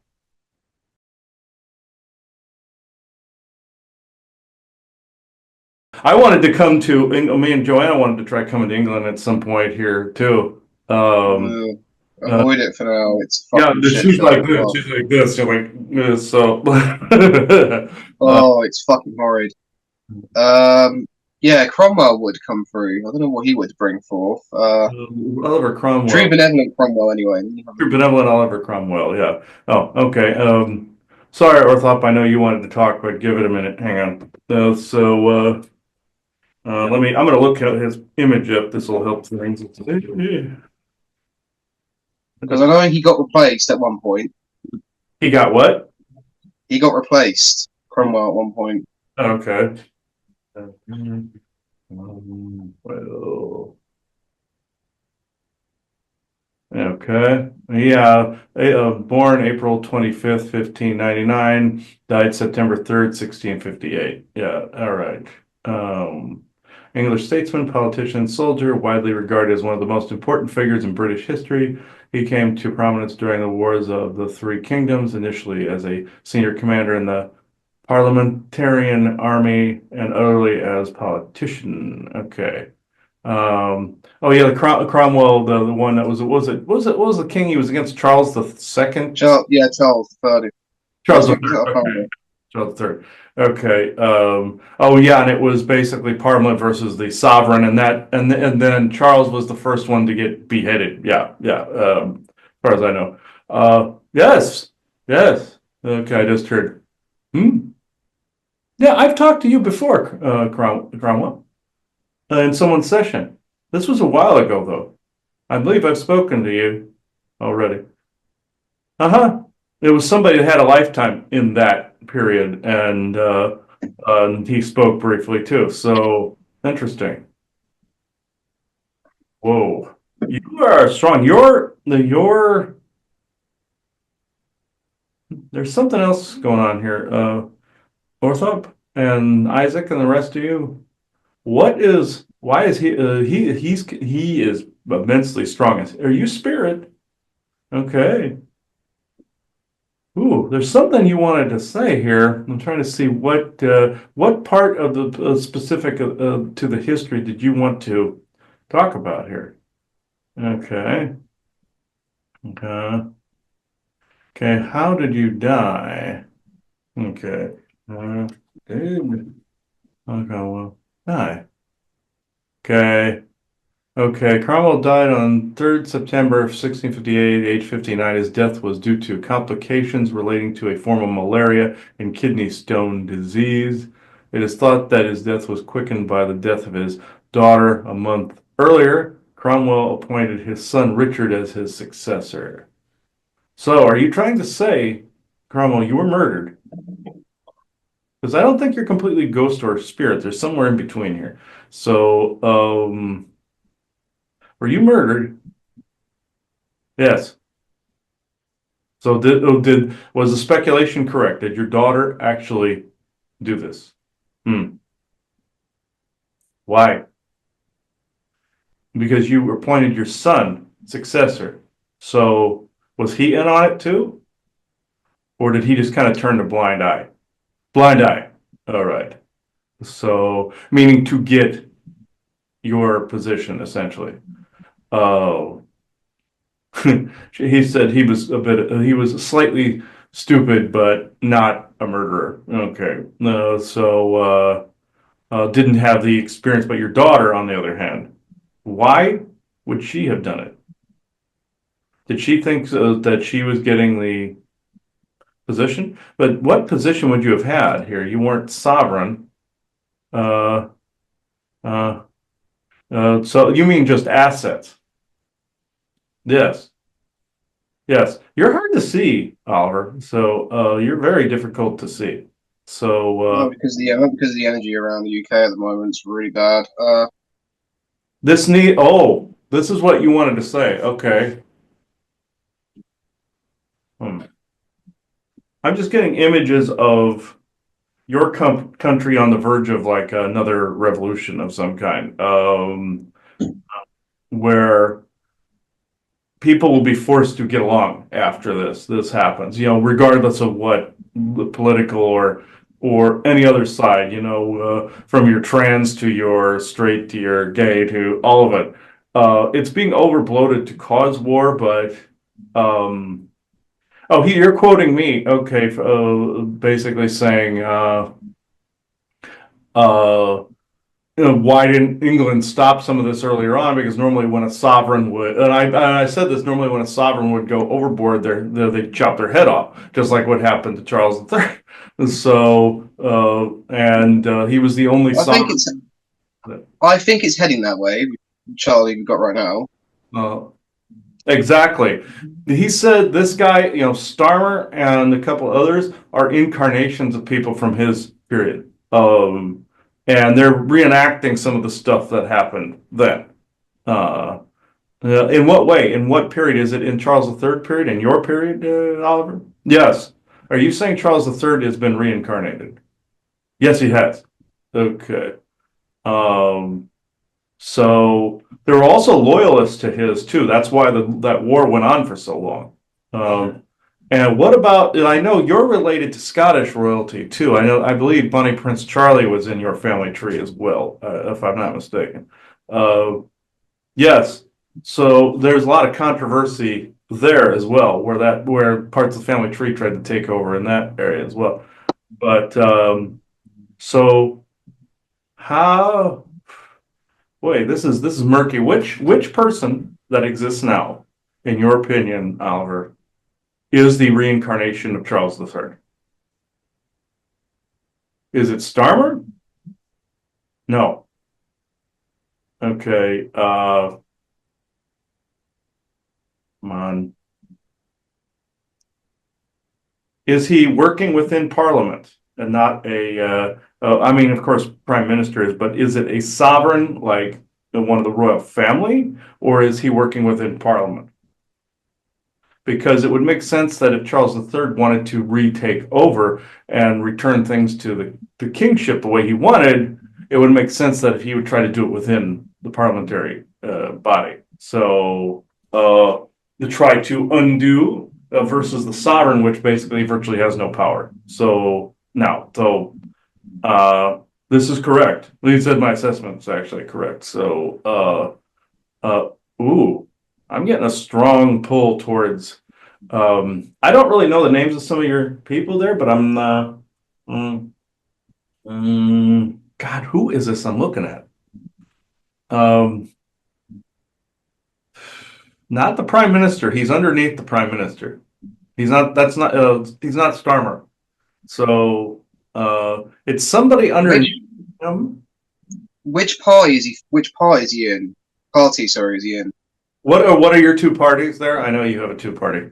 Well, we have right now. There's Reform. Well, sorry. There's at the moment we've got shitty Labour, Mhm. and we've got the Conservatives, the Tories, and Reform. Okay. They're the big main ones at the moment.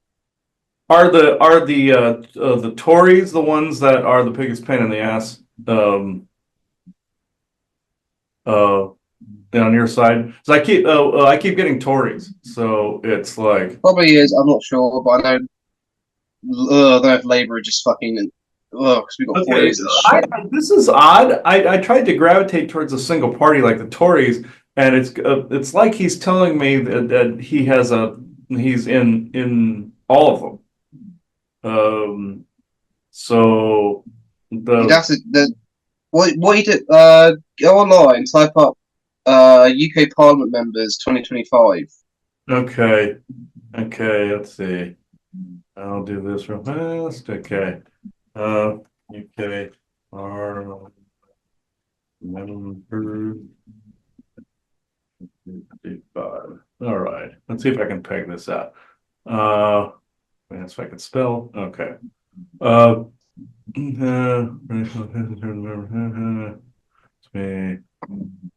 oh, okay. Let's see. Suspended. Okay. Okay. Nope, that's not him. Is this a man? Okay. Male? Okay. Let's see. The first one to pop up was this guy named Mike Amesbury, but it says he resigned. So, there's Keir Starmer. Where is okay, I'll just look under these pictures here. Let's see and see who pops up. Nope, that's not what I wanted. Okay. Uh, okay. The 15 cabinet members. Let's see. All right. And then Rachel, Pat, you had okay.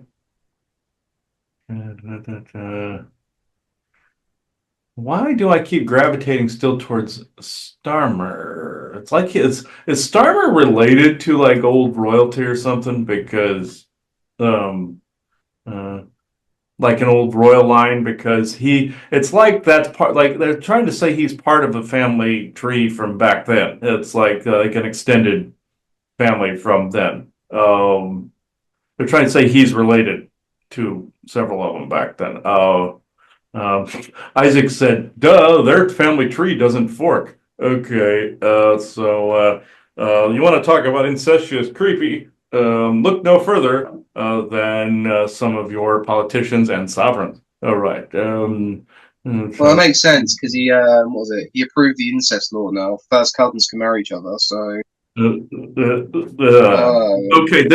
that made sense. What the both of them are saying are like, ugh. Okay, which one? Okay, which one is Charles? Um, because okay, what? Come on, these are women. Which point Charles the third out to me. Who is this guy? Let's see. Uh, okay.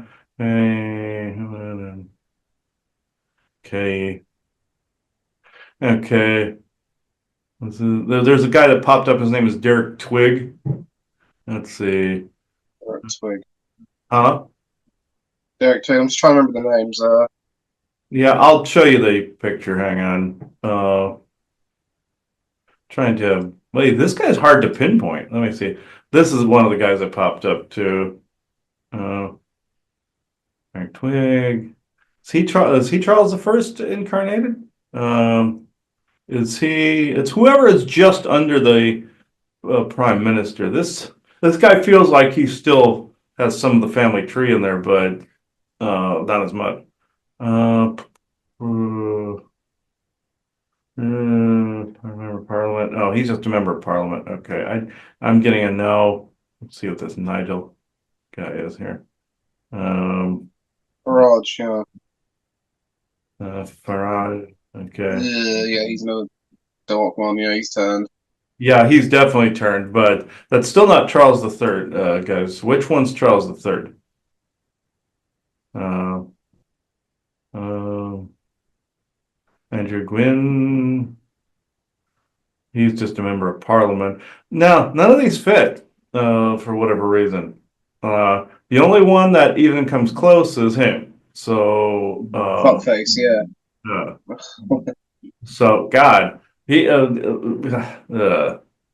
What do you tell me about him, Aller? There's, um, oh, put that off the screen.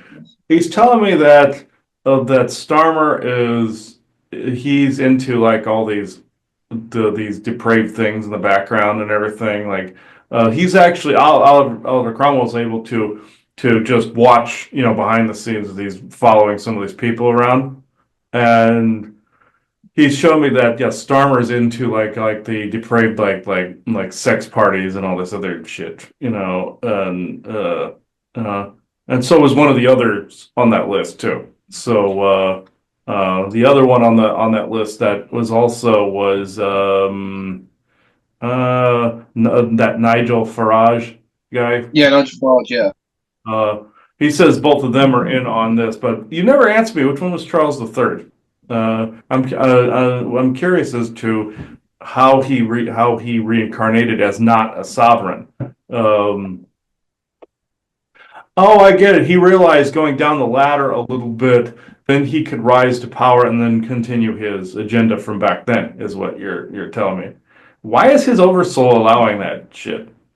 Because that's just political games that he's playing down. There's really no value of changing anything for the positive down here. Um, so are you saying that he came back in to maybe instead of being so brazen, he came back in to maybe just integrate something slowly into politics, maybe to bring it back to a state of being the sovereign instead of parliament? Is that what you're trying to say? Is that what the tactics of that oversoul? You could say that. Okay. To avoid basically you, essentially. Is that who you're looking for? Is that who you're trying to, is that who you're tracking down there as your opponent? Uh, yes. You seem more than just spirit, though. Yeah, I was going to say, Cromwell, you Mosen. You could say that. He's worked with them. I'm seeing a beating heart in his chest, so he's obviously alive. So, are you? You wouldn't be one of the immortals from history, would you? Like the ones that like Voltaire told us he was tracking Germain for centuries. So uh, what are you actually still alive? Well, I mean, not in a spirit sense, you smart ass. What you know, physical human form. Are you able to track souls like that incarnated, like Voltaire was able to do?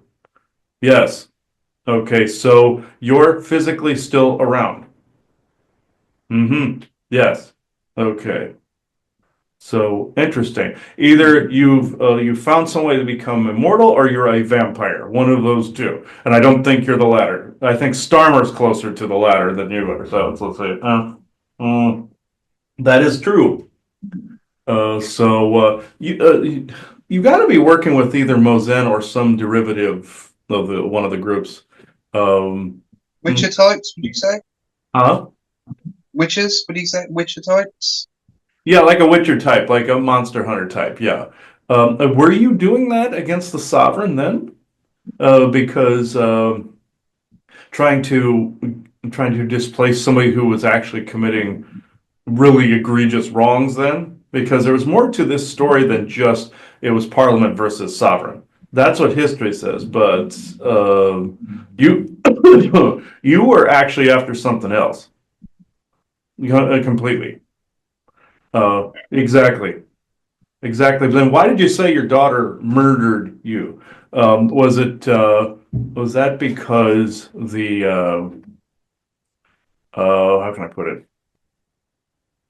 The history said that she exited you, but you said you technically died in that time, but you really didn't.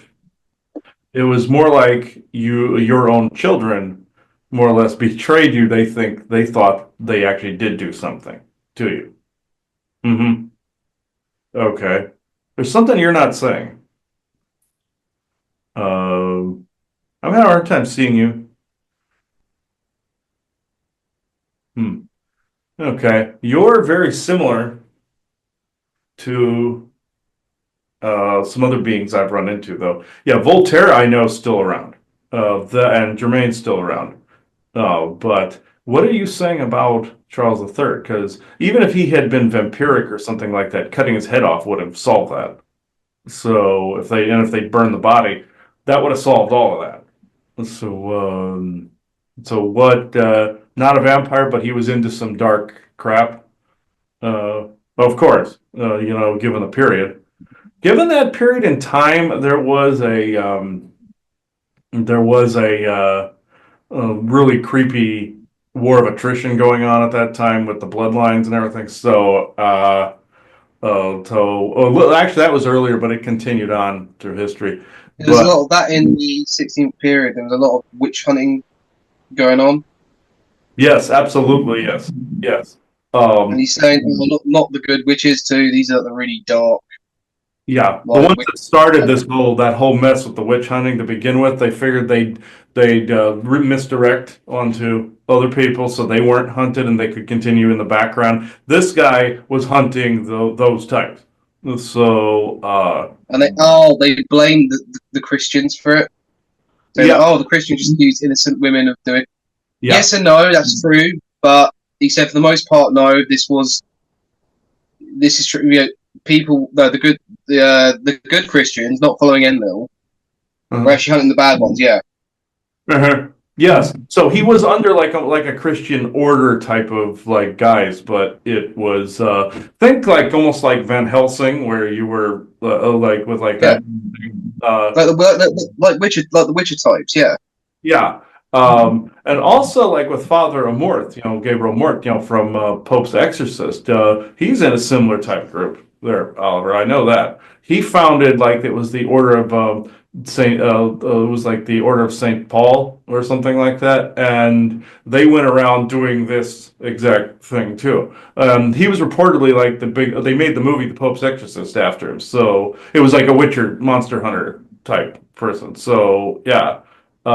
Correct on all counts. He's saying this is essentially the same difference. Different name, but basically same shit, different name. So, interesting. I didn't expect that from him to be part of that. That's actually pretty cool. So, they tried making him out to be a tyrant at one point. Cromwell saying that he was counting out Christmas and all that. What was the idea with that, Cromwell? what'd you call it? Counting out what? Cancelling out Christmas and all that. He was trying to get rid of a lot of stuff.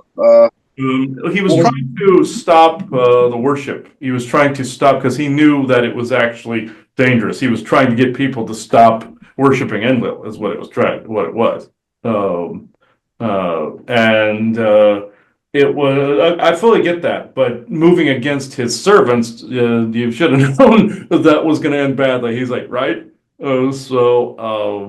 No, you can't. Unfortunately, it's around. It just has to be morphed slowly in from within. Because he saw the bad sides of the church and the bad sides of worship and all this other stuff. And it's just like what Father Mort's people were trying to do now, trying to weed out the other half of the church, so it ends Yeah, up good. So I was going to say Cromwell, the leader of this group party group in the UK called UKIP. His name's called Nick Takosi. Oh, Nick Takosi, is that his name? okay, let's see. Put UKIP in. It's UKIP. UKIP. Uh, UKIP. okay, UKIP. Let's see. UK Independence Party. So yeah, And just type the word Nick in, and his last name should come up. Nick. Nick Takani. Takani. Yeah, Yeah, that's it. Yeah, Nick Takosi. That's it. that's it. Okay. All right, British politician. Let's see. Nick Marcel County is a British politician, personal trainer, and activist who has been leader of the UK Independence Party since February 2025, having served in the interim from June 2024. He is also a COO of the right-wing pressure group Turning Point UK. Wow. Okay. Uh, let's see. What did you want to know about him again? Is he good or is he? Compromise. Let's say, oh, is he good or compromised? Um, let me look at an image of him real fast here.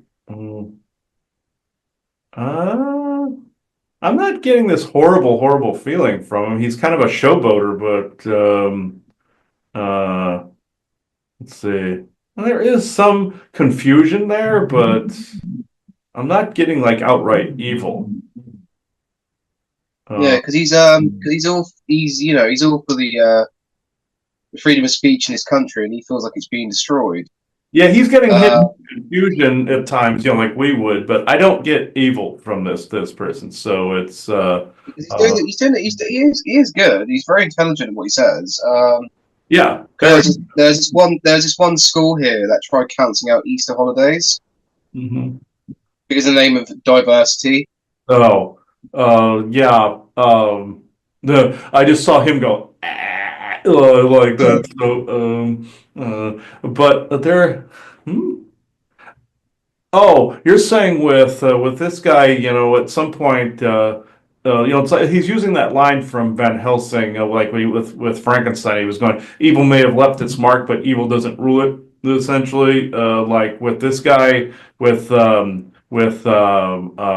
Takani, he's not evil. It's just he's been kind of marked for watching by some of the negative groups out there. So yeah, what was with what he was just saying now with the Easter thing? There, I realize not getting rid of some of it is not a bad thing because of the Enlil worship. I absolutely understand that part, but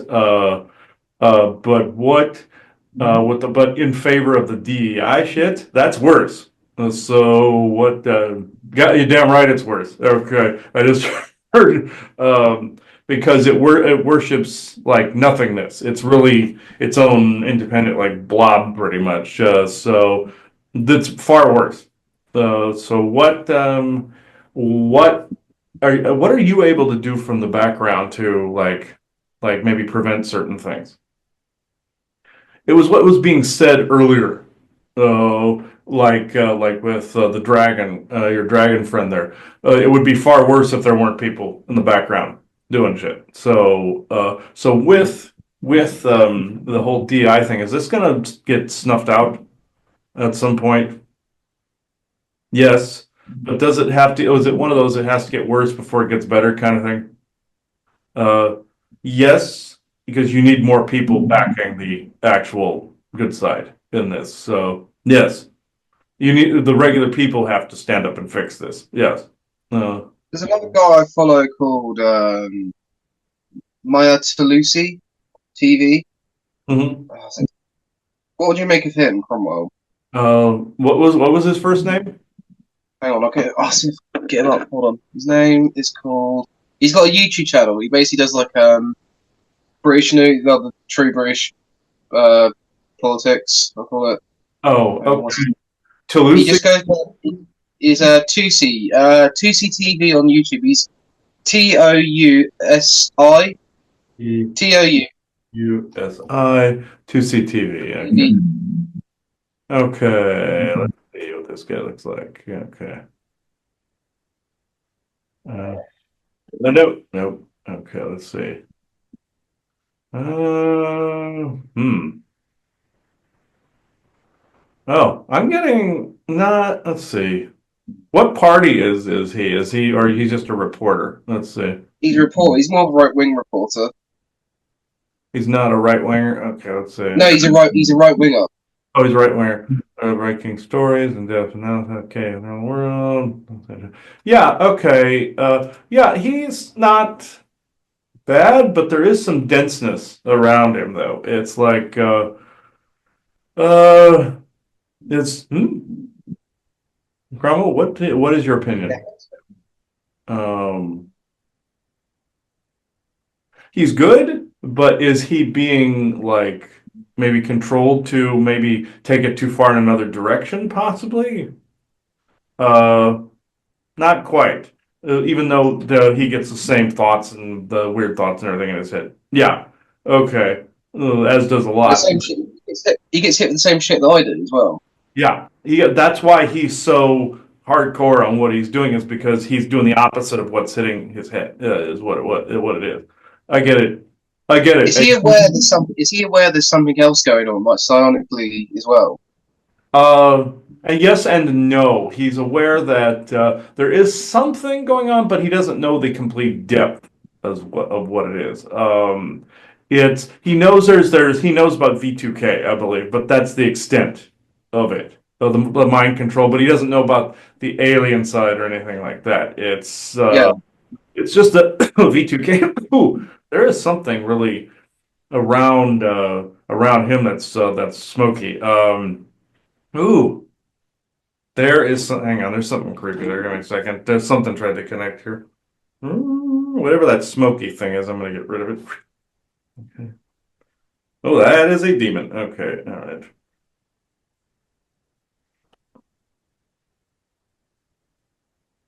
When I got rid of it, I saw Cromwell go, nice. But he was like, nice. So basically, I wanted to confirm all this stuff that's happening now in the UK, the energies as well. That's been fucking horrid, beyond belief. Worse than anything. It's probably even worse than 2020. I would say the mental abuse and all that. It's yeah, worse. yeah, it's worse. Um, It's worse over there. It's starting to improve here, depending on where you go. In Arizona, it was horrible. So here is to a point. it's oh man, it's really bad here. Will this start easing off this year or? Yeah, it'll start to ease up, but he said it's got to get worse before it gets better, so others see it, um, and not just capitulate and go along with. Um, if you do it too, if you do it too slow, or if you stop now, people won't know to resist a lot of this. So, Will they get rid of this Starmer right now? Are they going to get rid of him?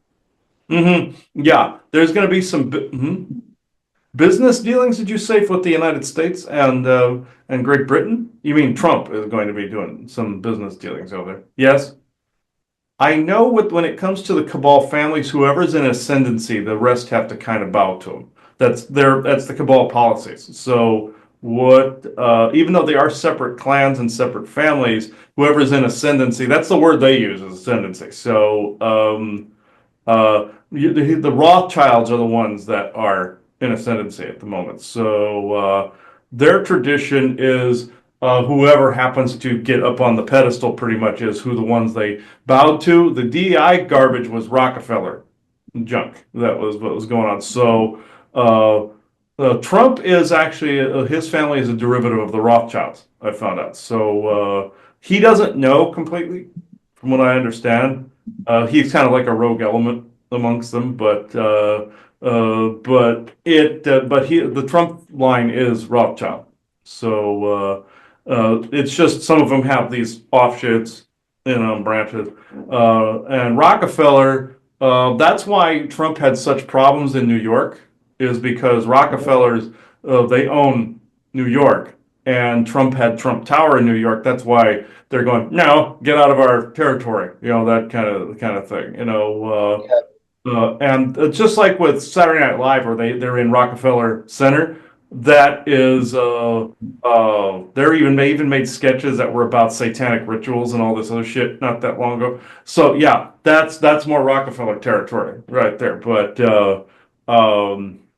yeah, well, I know both of the families are into it. I know. He's saying I'm correct in my assessment, though. Oh, it's what about with Starmer? Is he going to be deposed? Is it going to be like a Charles III type of situation where where the parliament or the people in this case would have to depose a sovereign or depose a leader?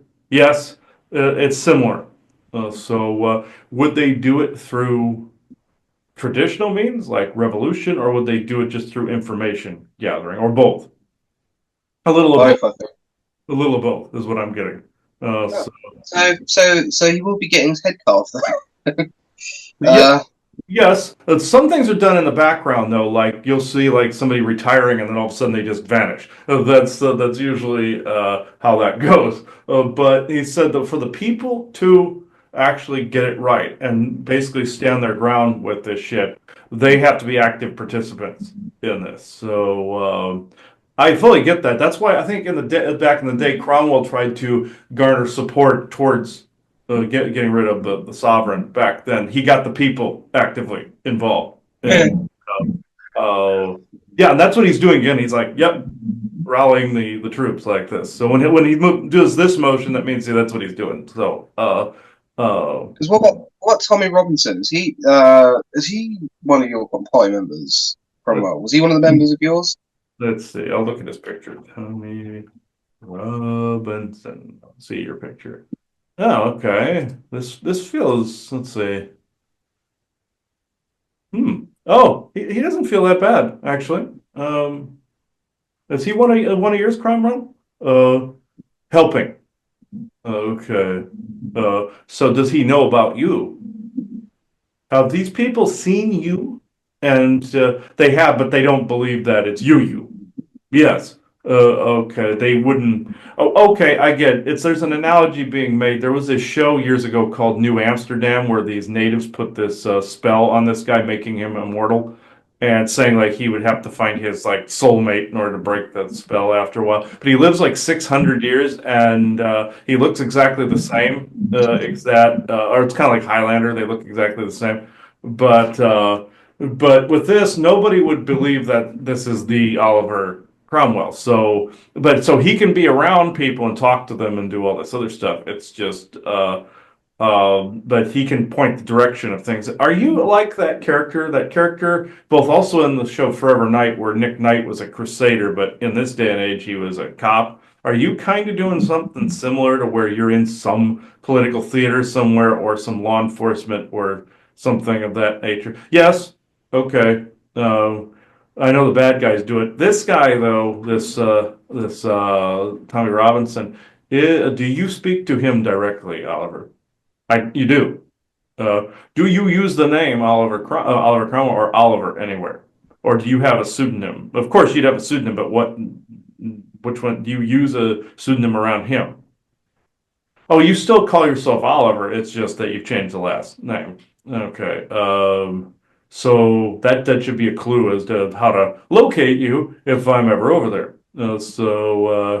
He goes, not gonna happen. Okay, so I wouldn't see you at all if I was over there. No.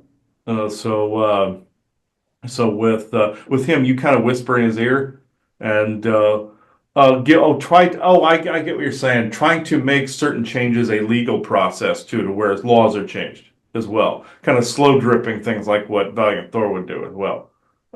He's too slow. I understand. Yes, he is too slow. He's kind of anal. So yeah.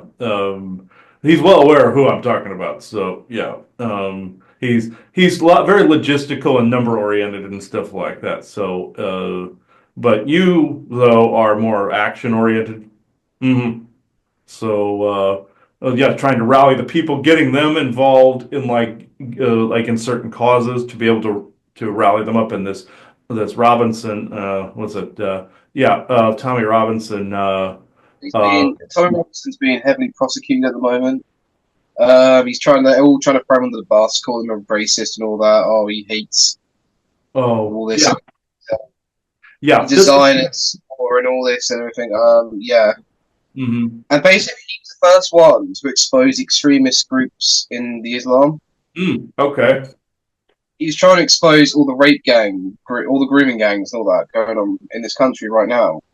Oh, And our wonderful government covered it up. They want nothing to do with it. yeah, that's exactly it. It's being opposed, is what Oliver's saying. It's definitely being opposed. So, that's why you're getting the DEI shitheads pushing back with he's a bigot, he's a racist, he's a that's the other factions doing this. But is that gonna be gone soon? All that shit. Yes, you can definitely say that, but again, he's trying to rally everybody to actually help out doing it. So you're gonna see an uptick for a second, and then Because I'm just seeing people burning that LGBTQ flag, like just in the streets. People getting sick of it. oh yeah, there. The bad thing is though, there's good in that community. That's the problem. And uh, hmm? Chris, go. Oh, the problem is there is good over there, but it's been tainted with all of this other shit. And uh, oh yeah, he's recognizing the good side. Some of the good side of it are working with him, but it's the DEI shit, yeah, and the trans shit you gotta worry about here. So it's Yeah, like, that's what I'm seeing. I'm seeing people just rebelling against that, throwing uh, uh, really. Oh my god, beating them up and all this. Yeah, the people just gonna get sick of their shit and mhm. all this. Yeah, and the problem is you have good gay people out there, you have good lesbian people that then pay the price for that too, unfortunately. So it's Yeah, he said sadly that's going to be the case. yeah, Uh, unfortunately, he says. Unfortunately, but it will sort. You're saying it will reform itself at some point. Yes, it will restore and balance itself. Like, you got to get the extreme shit out of there, and then when you start to balance everything, the good side of this will start to get reintegrated back in. Um, All these creepy thoughts on me, will that just go? Will it ease out? Yes, that's the tech, and then also the witch and all this doing this. This is the mind control that's on a lot of people at the moment. He's saying you're hearing it very loudly and resisting it because you have the ability to hear it and the ability to see it, and you're hitting that tripwire, so it's much louder. You're So trying to make me feel like oh, you're ashamed of yourself. How dare you do this? You're trying to run up. But I know these thoughts are not my own. oh That's the yeah, difference. there's a huge difference. But he goes, you're unique, that you can tell it's not you. Uh, that's impressive, he says. Very impressive. And he doesn't begrudge you the arduous task of, pushing that aside, but we call it the mouth where it tends to like just shove all that shit in your head. And Mhm. also, I found a technique that the mouth uses to actually project that into an environment. I found out how it does it. It puts up a fake, like, version of your house or room into like a very thin film or box, and it's barely visible. And I'm just going to basically burn this version of your house down in the etheric, and that should start to free up some of this energy here. It looks like a cellophane layer, and yeah. Oh, yeah. Oliver says, great, wonderful. Okay, so good. Okay. And the mouth, I noticed, shuts up pretty quick when you do this. So the rest would probably be the witch doing it too. So, ooh, there is a corner that won't burn here. Hmm,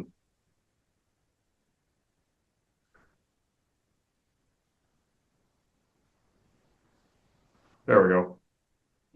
So if you see, like, if that gets really loud, what you do is look around for like a film, like a almost like a fish tank type effect, where it has like like a plastic layer to it around. and just burn it, and it should start to correct some of that. I found that recently, so ooh, that energy went up pretty quick. Yeah, Oliver was like impressed. He said he was impressed with that. So most people don't see that. So uh, Anything else I need to cut? Do I need to cut some heads off?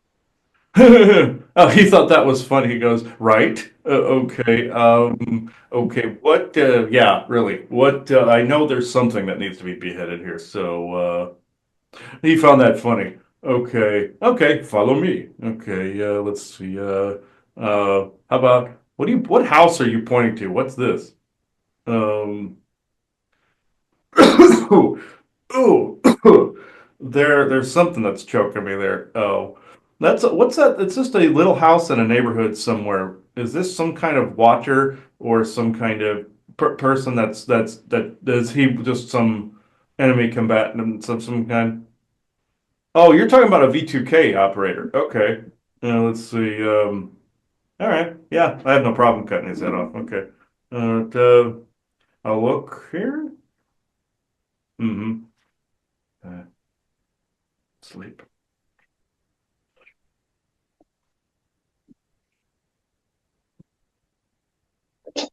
Okay. And there should be more of these shitheads. Oh, soldiers.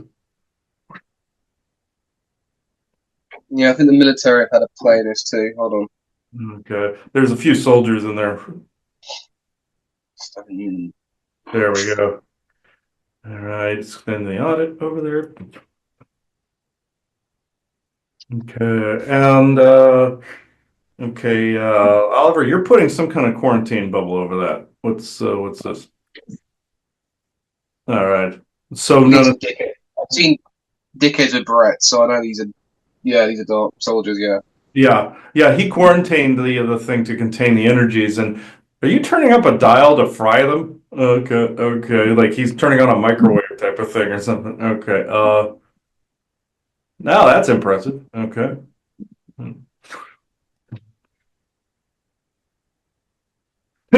He basically used their own microwave weapons on him. When we basically nailed him. He flipped a switch and put a dome over the top.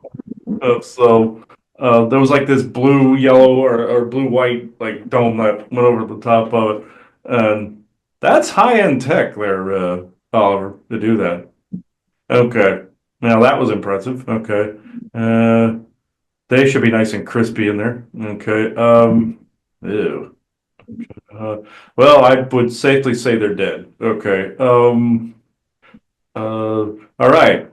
So you can actually like if like oh you couldn't do it until we intervened, then you could get in there and finish it up. Yeah. Okay. So interesting. So that's very interesting. Okay. I'm going to burn out the other that quantum bubble I'm seeing inside of there. Okay.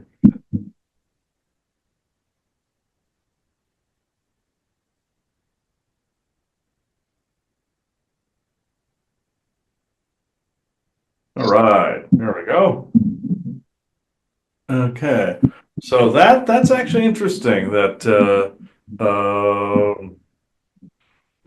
what's this? Oh no, you okay, tripping. That's right.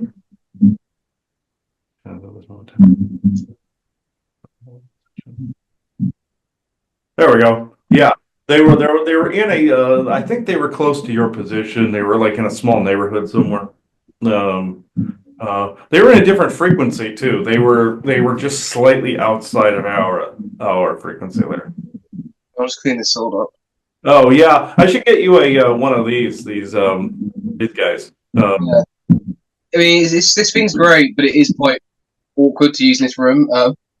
I could get you one of these. It's going to be difficult to ship one of these, but I'll see if I can pull it off. I was looking at getting like a gladius sword, Hmm. a bit more convenient.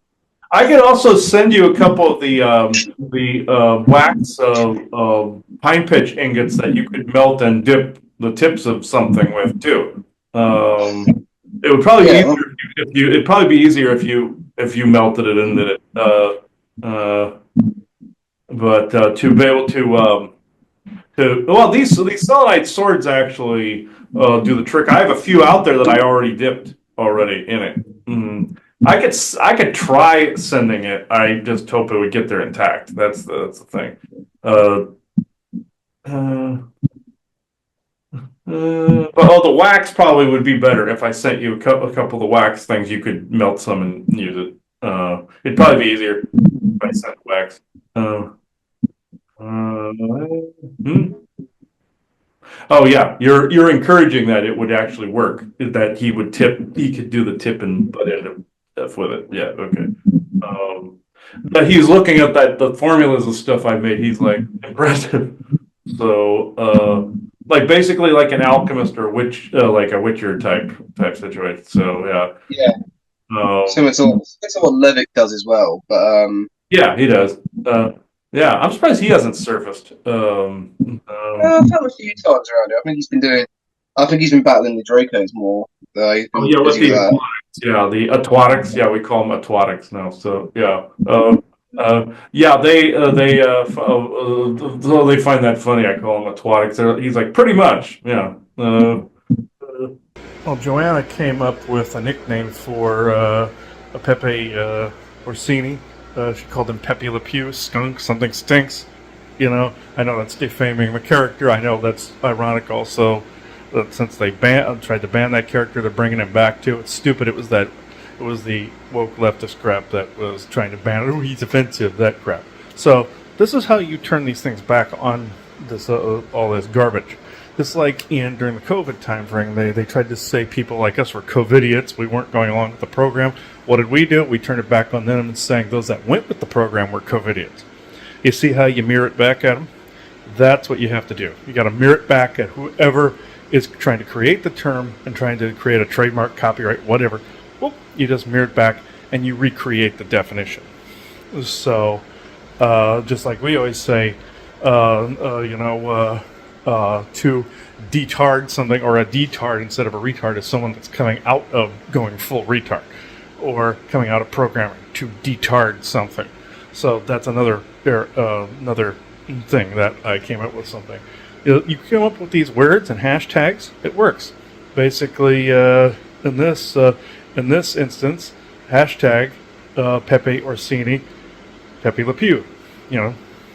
So we just call him Pepe Le Pew. He stinks. His energy sucks. So, not defaming the character. It's just that's a haha way of getting back at them. We always say getting back at Nazi ideology is laughing at them, making fun. Like I called these two Nazis in the secret space program. This commandant and his lieutenant. I called them Hans and Franz.